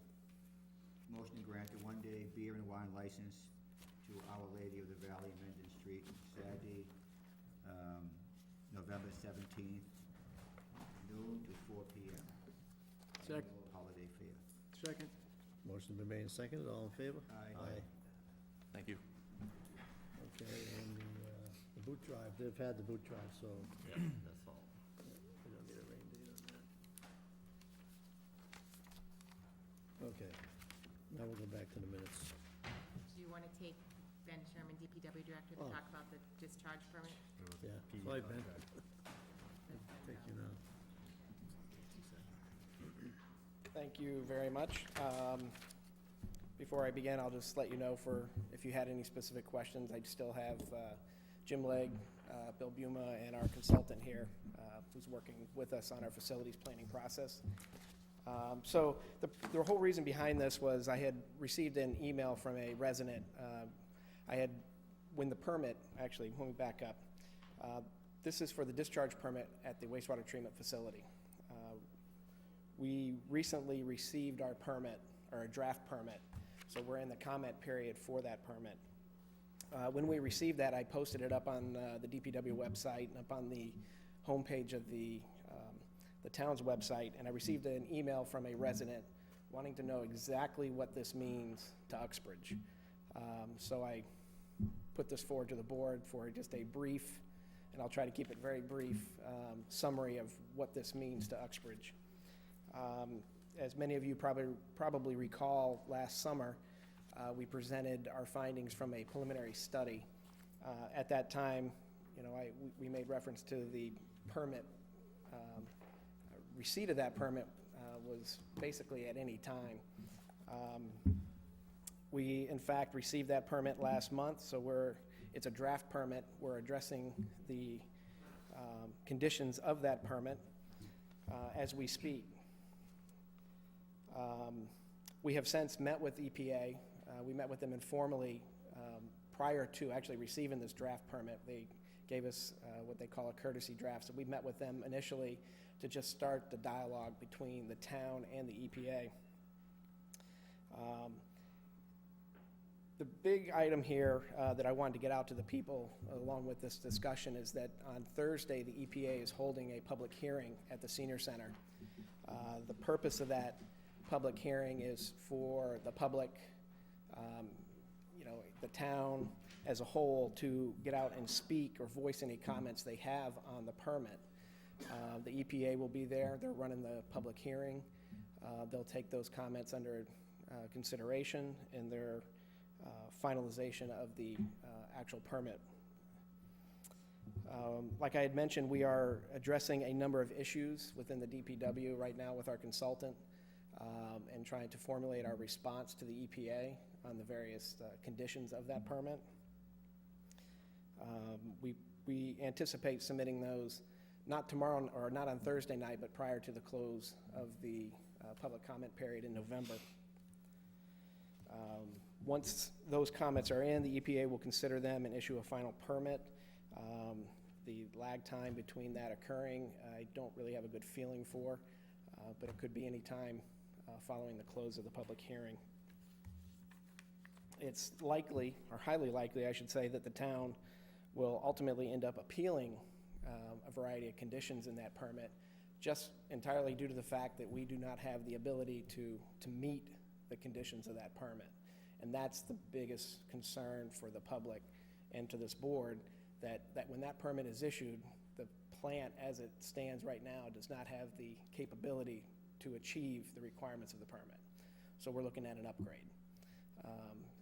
Upgrade will consist of a variety of items ranging from new process to replacement of existing equipment and structures out there to meet the new permit requirements. And as part of this process, the comment period for us is crucial because we will not be in a position to appeal any of those conditions unless we bring them up during the comment period. So, like I said, we're working with our consultant right now to formulate our responses as to why, we feel that certain conditions are going to be problematic for us in the future. And again, just to emphasize that, the importance of this meeting on Thursday, and that it's an opportunity for the public, the town, this board to voice any concerns they may have specific to that permit. What time is the meeting? The actual public hearing starts at 7:15. I guess at 6:30, they're having, is it considered an informal, an informational type session? The actual public hearing will open up at 7:15, and that's at the Senior Center. And if you have any specific questions you want to ask us at this time, I do have staff here to answer any concerns. But again, we're in the infancy of a very large process, one that we started ahead of the game by undertaking this facilities planning process. We are in the process of working our way through that. We're not quite halfway done, and then the draft permit was issued. So we're trying to maintain this head of steam, so to speak, and working our way through the process. So if there's any questions you have for us, or any questions you feel the public may have at this time, I know that's a little tough, but. Well, the question the public is gonna have is very simple. How How much is it How going much? to cost me? Well, that was presented last summer, when we completed the little preliminary study, and the estimates that we had compiled at that time ranged upwards of $30 million. $30 million. 30000. Have you made some effort to inform the ratepayers of? Just through the presentation that we did last year, we're in the process of doing that facilities planning process to tighten up those numbers, try to figure out how we're, especially now with the permit, how we're going to best approach this upgrade. Everything happens by virtue of public pressure. And the best avenue to provide that public pressure are the very people who are going to pay for whatever the EPA requires. Governmental So- pressure too, right? Governmental pressure, right? yeah. They're telling us what we gotta do. That's right, without giving us the means to That's do right. it. And requiring that we pay, Can't get rid of some of the stuff. you know, filtering. extra money for these things. It's kind of late now, but it would've been helpful if some mailer went out with their bills, letting people know what's in store for. Down on They the don't know. right-hand side of the bill where you have all the stuff we're paying for. Correct. Right up there. Yeah, I mean, funding is definitely going to be a consideration that the Water and Sewer Commissioners, Board of Selectmen need to consider going forward. It's not going to be a small undertaking. Really think we need a Department of Public Work Commissioners back on board to stay on top of what's going on down there, why everything's rolling in at one time. Well, this has been on the way. We're in year 12 of our 5-year permit. We're under the 1999 permit. We've been fortunate enough not to have had a prior permit in between. Some communities in the valley here, like Northbridge, have already undertaken upgrades to their facility as a result of the last round of permitting. So we've been very fortunate in that this is coming now and that we haven't had to do any upgrades to this date, so. And we are thankful for it, that was just coming now. Higher levels of government always find methods by which they can exempt themselves from the requirements that they pass along for others. We're low man on the totem pole, and we don't have that option. Everything is dumped upon the localities, and in addition to that, very unreasonable restrictions are imposed on us, many times lacking real scientific justification and economic justification. So, I hope to be able to attend the public hearing, but if people who are on the water sewer system would attend too and make their comments known, that will have a greater effect. Yeah, and just for the benefit of the public, that is posted up on our website. There's a link on the home page as well as the DPW wastewater division page. It's a rather large document, but I encourage anybody and everybody to take a look and, and formulate any comments they have and bring them on Thursday. This is not the only opportunity, by the way, either. Written comments will be accepted up until the end of the comment period. This was something that a few of the board members encouraged us to coordinate with the EPA up front. So the EPA had set up this public hearing for Thursday.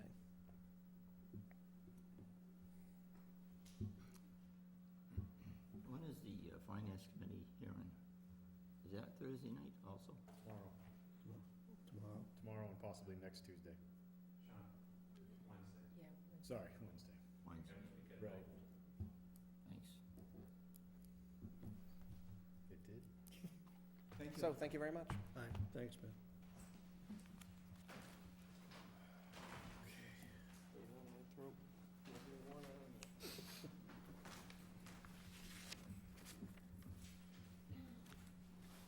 All right. Now, meeting minutes, right? For the third time. Yeah. The PD so the contracts. We can just jump back to Oh, yeah, endorsing the three. PD union Yeah. contract, please. Thank you. Basically, the MOU was incorporated within the contract itself, and we're looking for the board to authorize the chair to endorse the document. What are we talking about? The PD union police contract. The union contract.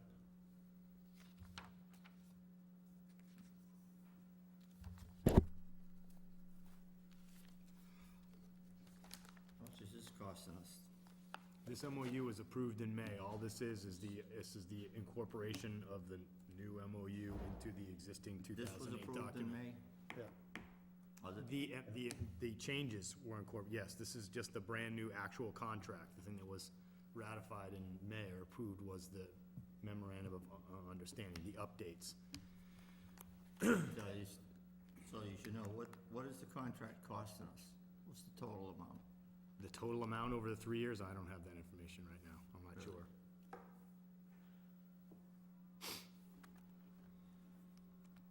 Was this reviewed at all by the financial office or anybody financially involved with the contracts? No, this was negotiated between. This was negotiated a long time That's ago. good. And it was approved in May. Bruce was the chairman at the time. Now we need a motion for me to be able to sign it. It's already been, it was approved spring, May. Motion board vote to endorse the police union contract. Second? Motion's been made and seconded to endorse police union contract. All in favor? Aye. Aye. Nay, I fainted when I read it. you should. You ought to call them sometime to see what kind of a response you get. Okay. Minutes. October 9th.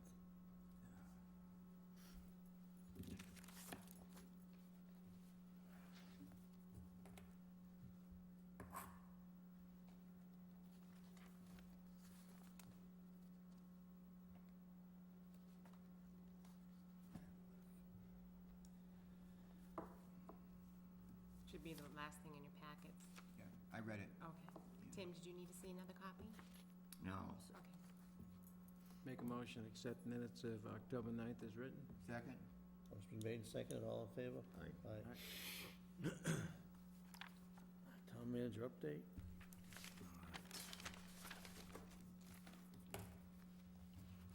Just a few things just to sort of let the board know what's going on. Our new payroll clerk, Mary Jo Carlisle, started last week. She's gonna be very helpful as we continue to transition into our new payroll and budget software. We're continuing to have one of the contributors to the fact that our accounting / finance department is really almost drowning busy, has to do with some retirement issues with the school department that we're in the process of trying to wade our way through. So we anticipate Mary Jo has a lot of experience with payroll, including the software system that we use, so we anticipate that to be a nice, smooth transition. What else? In constant efforts to clear the dockets of issues that the town is currently involved in, regarding litigation. Most of the litigation the town is currently involved in surrounds land issues. Quite honestly, it involves appeals of planning board decisions. We're in the process of finalizing a settlement with Scotland Yard, the Ledgmere development up on Crown Shield. So that one's gonna be coming off the books. Also, The books since before I a started long shaving. time. Before we started shaving? Wow. Another oldie but goodie, Mr. Baghdasarian is, regards the property over at 170 Hecla Street, is Deborah North, which has been inherited by the Hecla Farm Group.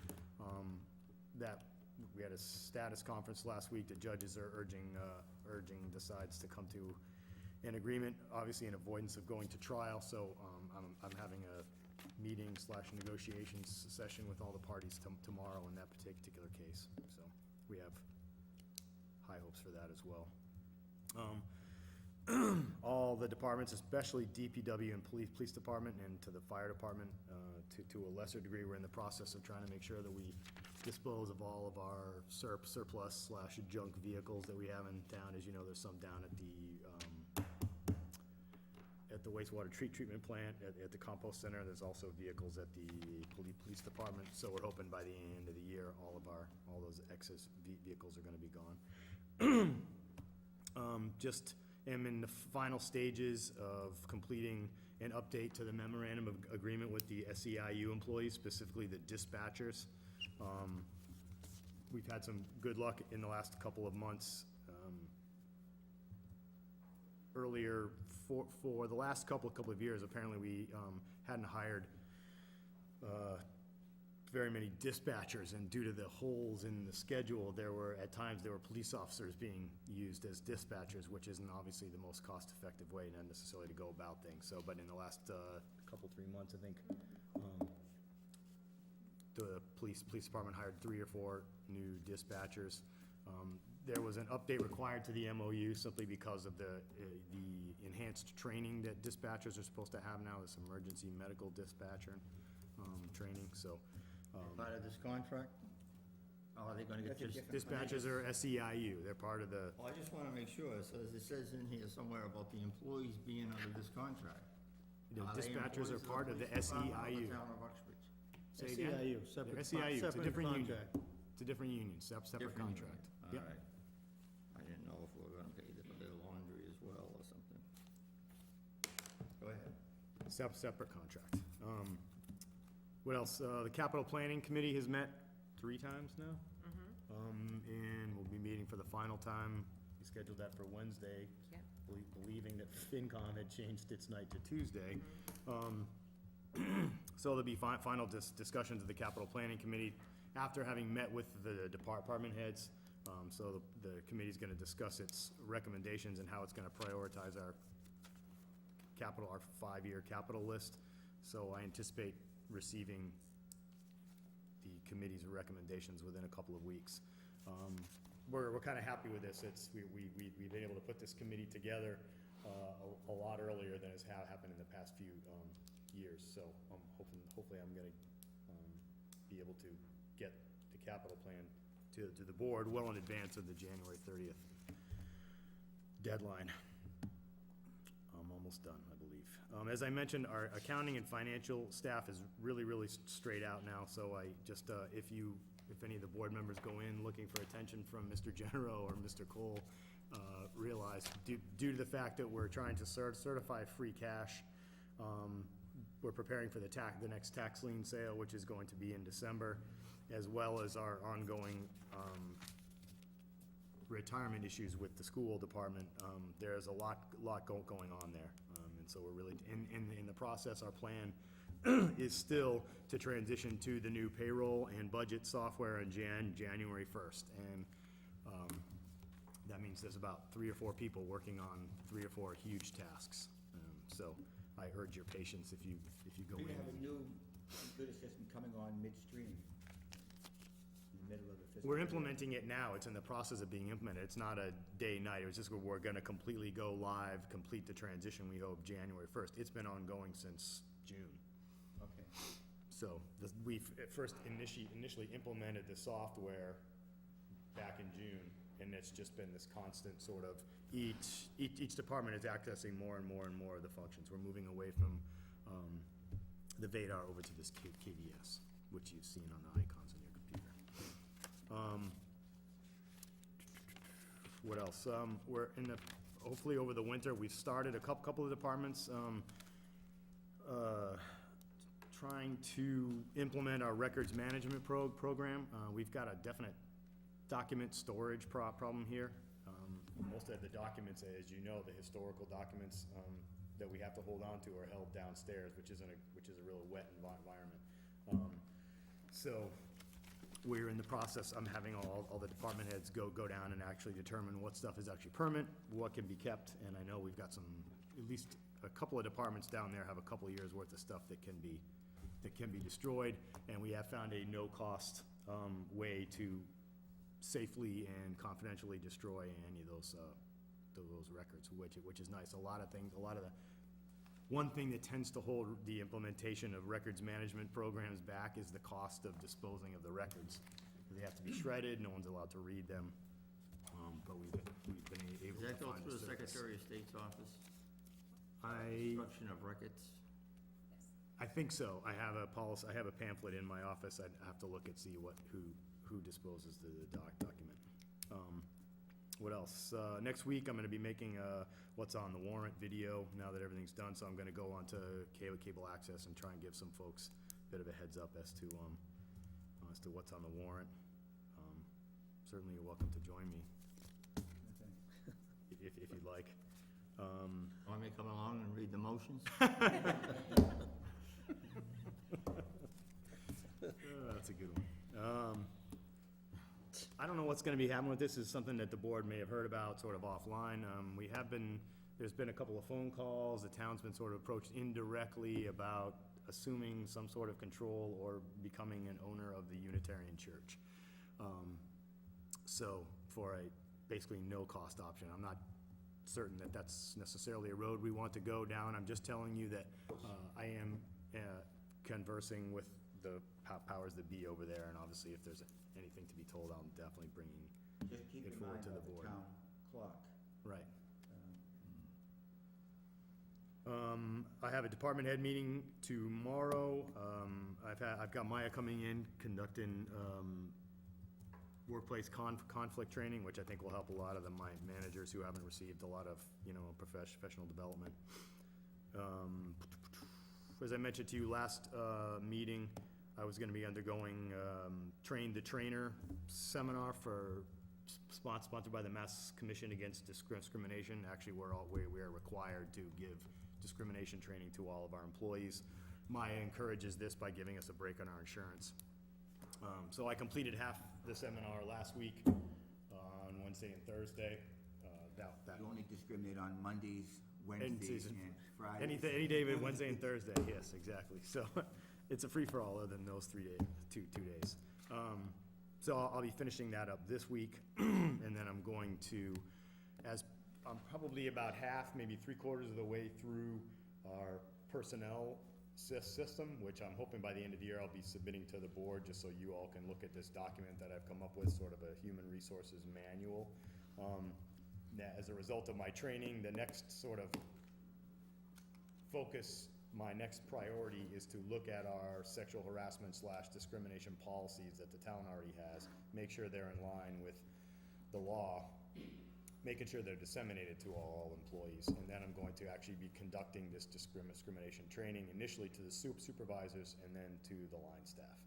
I'm not sure how I'm gonna get the 300+ people who work for the school department in on that yet. That's gonna require some time. But again, it's worth it. Maya gives us a 3% break on our insurance if we can get, I believe it's 75 or 80% of the town trained within 2 years. So I'm on that. I guess that's enough. I hope it's enough. That's what I've been on for the last couple of weeks. Any questions? Yeah, before the charter, we had like a part-time accountant, 1 treasurer, and 2 people in that office. Now, exactly how many people do we have in the finance accountant department? We have a finance director. There are 2 folks who work as treasurer collector, which is in the finance office. We have an accountant, an assistant accountant, and an accounts payable clerk who's part-time. I see an awful lot of people in there. 6 people. In the accountant office. There's always 2 other guys in there with Justin. Michael does not work for the town anymore, so it's just Michael LeBeouf, sorry. Justin Cole's the accountant, Nick Federico's the assistant accountant.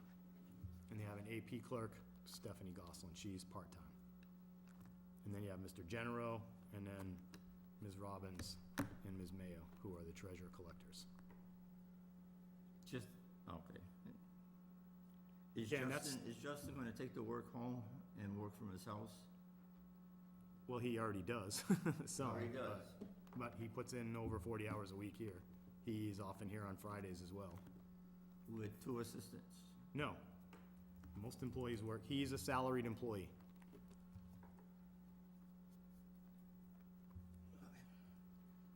One of the big differences between, you know, the last time you were a selectman and now, I think, is that certainly the A lot of population of the town grew. The what? The population of the town grew quite a bit, since between 1985 and 2010, the town saw, But it what? hasn't tripled. 5,000? Tripled, quadrupled. No, but certainly, as, again, to your point, the amount of regulation, the I know. amount of Yeah. paperwork that we're required to Yeah. generate and hold on to and distribute and disseminate is, Yeah. and we're open 37 and a half hours a week. This building is open 37 and a half hours a Really week. be open on Fridays. That Not in wasn't my addition, decision. as part of the 37 and a half. Right, that wasn't my decision, so I don't, Well, it That happened could before be I your got here. decision. You're the manager and the day-to-day operator. did the manager make that decision? It certainly did. The board Board made that decision. And we Yeah. negotiated it with the unions. Right. And Well- some of them fought it, and I told everybody at the time, once they do it, they will never wanna go back. Go back. because I don't they- disagree with you, Mr. Rice, I'm just saying this was something, that wasn't a policy put down by the manager, it was the board. I don't know. I thought it was. I think Jill might have recommended it, but I Right. don't think she, Was not implemented. I wasn't on the board then, you were. It wasn't Jill, Oh, wasn't Jill? no, Was it? no, because I was on the board when that was done. Was it, wasn't Jill. the one, the man after him? No, Mike No, it says. wasn't Mike. no. I think it might have It been, was, it was right when, it was with Jill. Jill, right. I've been told it was Jill, Yeah, I who thought it was recommended Jill. it. I thought it was, Oh, Mike, that's Mike right. I was shut on the the lights board when off she and was Jill still shut here. down the town hall. okay, yeah. okay. Um, But it wasn't that, the impetus from that came from the Board of Selectmen. Right. It wasn't, you know, Jill didn't press the issue. Imagine keeping the building closed for an extra day, a lot of it had to do That was with. the, you know, save on heating, electricity and so forth. But the second floor was occupied, so how did we save on heating? Because that had their own system up there, Yeah. really. Really? Yeah. Had to have the old mechanical up above. So we must have saved quite a bit on fuel. You know, I don't know how much we saved, but that was the rationale. The rationale behind it. And, But you the know, that's a- non-union employees didn't agree with that. They can come to work on Fridays. the idea here, though, is Who's the non-union employee, just the department head? Department heads. the department heads. Yeah, and they do, sometimes they do. Most of the time, Yeah. they're here. Often, Mr. General's here on Fridays, I'm here on Fridays at Beautiful, times. no one's there to bother you, you can get more work done on that day than you do in the other 4 days. Yeah, I don't, We'll open up Fridays. there's until also an Monday event, you know, through Thursday. if you change the actual work hours of the, if you allow your department, if you enforce your department heads to work on Fridays, that means they're not here when the building is open, and that's really when you want them here. You definitely want the department heads to be here to serve the public as well, right? So, I don't disagree with this, but all I'm telling you is that, this was, you know, a policy that was put into place before I got here, and to be quite honest with you, I have not heard complaints. I wondered if I would. It wouldn't have surprised me. Peter's right, they won't go back. No, not just by the, no, I would be far more compelling to me if I heard complaints from the public. If I had the public coming in saying, I want people here on Friday, damn it, or whatever, Well, and what I would be, happened but I don't hear was that. We have night hours. Nights, yeah. So the Exactly. employees were Days. at the same number of hours. Mhm. We didn't change the number of hours, just as, how they do those hours. Plus it opened till 5. I Yeah. mean, before it was 4 o'clock. It was, and that was the other advantage to the Wednesdays, is because you've still got, if you're open 8 to 4, 5 days a week, there's still a segment of the population that has no access to town hall Right. or without taking time off from work. Yeah. So at least you've got Wednesday evenings where somebody can, in theory, come down after work and take care of business. I'm sure that was another consideration of the altered hours. So, and I haven't heard any blowback from the public, to be quite honest, so. So the request that I get, I'll have them come down and talk to you. You should. I mean, because I'll certainly log them and let the board know. Ultimately, I think that's gonna be the board's call, and so I certainly, nothing against it. I'm just- Day-to-day operation, it's your call. It's a union No, school. that's not day-to-day, that's changing the structure. Yeah. We have citizens. Don't give me any more power than I already have, Mr. Rice. There you go.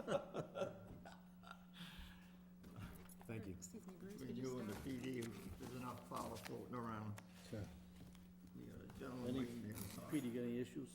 A couple, just quick things. The night of the roast beef supper at the VFW, not Saturday, but, I mean Friday, but Friday week ago, before, yeah. I went to it, and there was an accident with a police car. Oh, It yeah, was yeah, I heard totaled. about- yeah. And I was surprised when I came in Monday morning, and Sean didn't know anything about it, because he just came in, so. But up to now, the board hasn't had anything on it. I got a phone call that night, Yeah. because it was my daughter, she saw it happen, Yeah. that's the only reason I got a Okay, phone now, call. you know, I've said this 100 times already. It's very important that the board have a policy that when anything happens that's untoward, that we're notified, for two reasons. First, people see us on the street and say, hey, what happened with that police car? You know, we say, ooh, I don't know anything. We look like dumbbells because we are dumbbells. The other reason is when something happens, it goes in your memory bank. And the same thing happens sometime later, say, gee, why is this happening? You know, we know that several times the heating system didn't work. And then people come, and then again, the other ones were, I don't know what the result was. But again, it happened a third time. And those are brand-new boilers. They're only about 3 years old, you know, and they're very expensive boilers. So why are these things happening? It's not that, though, that we want to blame somebody for something. But you look at things, repetitive things that happen, and you say, gee, this shouldn't happen. It's happening on a too frequent basis. Why? Why is it happening? So I wish the board would adopt a policy. I'm not blaming Sean or Tracy, because we haven't told them we want to be informed when something happens that's out of the ordinary. I agree, I mean, like the boilers, do we get reports back? I mean, Yeah, it has been absolutely. quite a few times now. The boilers they're in good shape, like you said, they're new. It's more so, now this is not an expert field of mine, but it's more the equipment around it that is so old that causes a lot of these problems. The boilers this year, this turned out to be maintenance. If they had been cleaned at the end of last year, Yeah. it turns out, Yeah. we wouldn't be having this problem. So they didn't fail. Okay. It just, this was, and could I have, whatever, I sort of looked at it, it was routine maintenance. There was nothing sort of out of the ordinary. I mean, it Okay. happens. Well, what's out of the ordinary is we're not doing routine maintenance, right? And that's, well, that's, now that I know that there's an issue, that's something that I can fix. Yeah, but Regarding you the, wouldn't know that because, Right. you know, you knew, okay? So regarding the cruiser, I just want to let you know, Chief Freitas and I had a conversation when I first started that Yeah. I wanted, you know, make sure you let me know, especially if it concerns a town asset and especially a town employee or if there's anybody hurt or whatever. In the changeover, it was a conversation on a specific conversation, much as you're talking about now, that I had neglected to have with Chief Emmerich, Yeah. which I have had now. So I expect that I will receive timely notification when something on the order of a cruiser, you know, an accident happens, at which point I'll let all of you know, so. there was that a was problem just- with the pump station at the school, the sewerage pump station, you know? I want to know about those things, just so you, because of the 5 members of the board, we're going to be here longer. Some of us will be here longer than other people that come and go. So you have to have that knowledge that you carry forward. Oh, yes, I remember, this is why, gee, I remember that happened before, and here's why it happened, and so forth. I was driving through town, and I noticed the DPW trucks were there, and they had a compressor there. So I stopped to see what they're doing. And what they were doing was blowing out they disconnected the sprinkler system for the common, and blowing the air to blow the water out of the line so they won't freeze. And that brought, again, to my notice, that everything we do costs money. We put that sprinkler system in, not through an appropriation of town funds, but it was money raised by people or other, funds. And it's nice, because the grass is always green. And I was on the board then.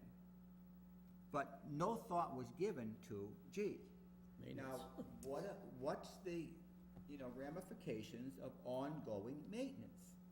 Everything we do costs money. That's not a bad thing, that's just a statement of fact.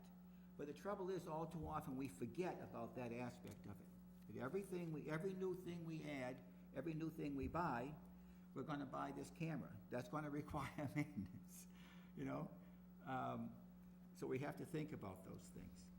Double poles. I still see Yeah. double poles. Right. I Now, haven't seen anything more. this on goes that. way back, No, they're not growing. and I brought it up to the board, and then I asked Sean about it sometime later, and he said he wrote a letter.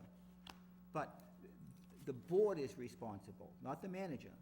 The board issues those permits for the pole locations.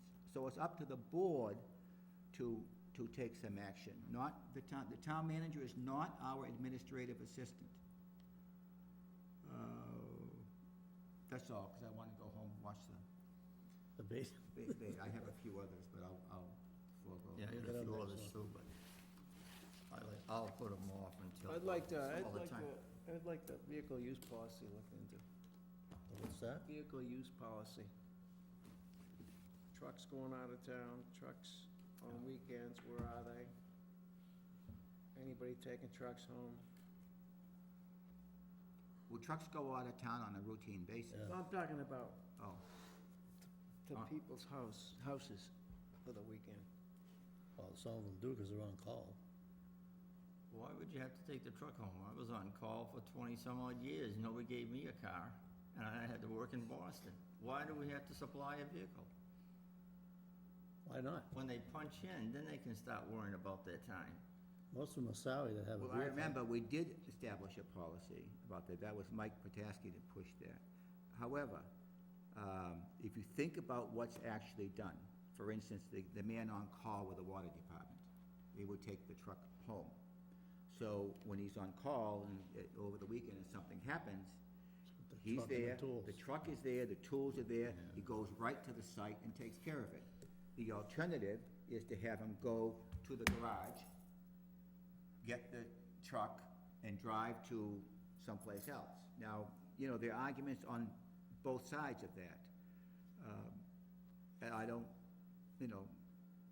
care which it is, but, Just We can look at it. I would It's not like a to look problem. at, see who's taking them home, see who isn't. We can look at it. I mean, as far as I'm concerned, it's more efficient to have that truck with the tools in it. Well, You get called, you gotta go. You're gonna run put to a the few garage, tools turn in on the his lights. trunk and we'll pay him mileage. How's that? so we're gonna buy double sets of tools.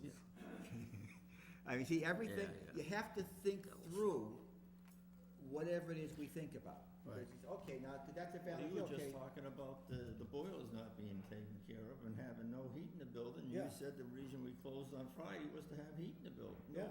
No heat in the building. Yeah. So why fix them? Well, on because Friday. on Friday, maybe we shouldn't fix them, I don't know. The Right. problem is with the boilers, it takes several hours to get the heat up because there's so much water in it.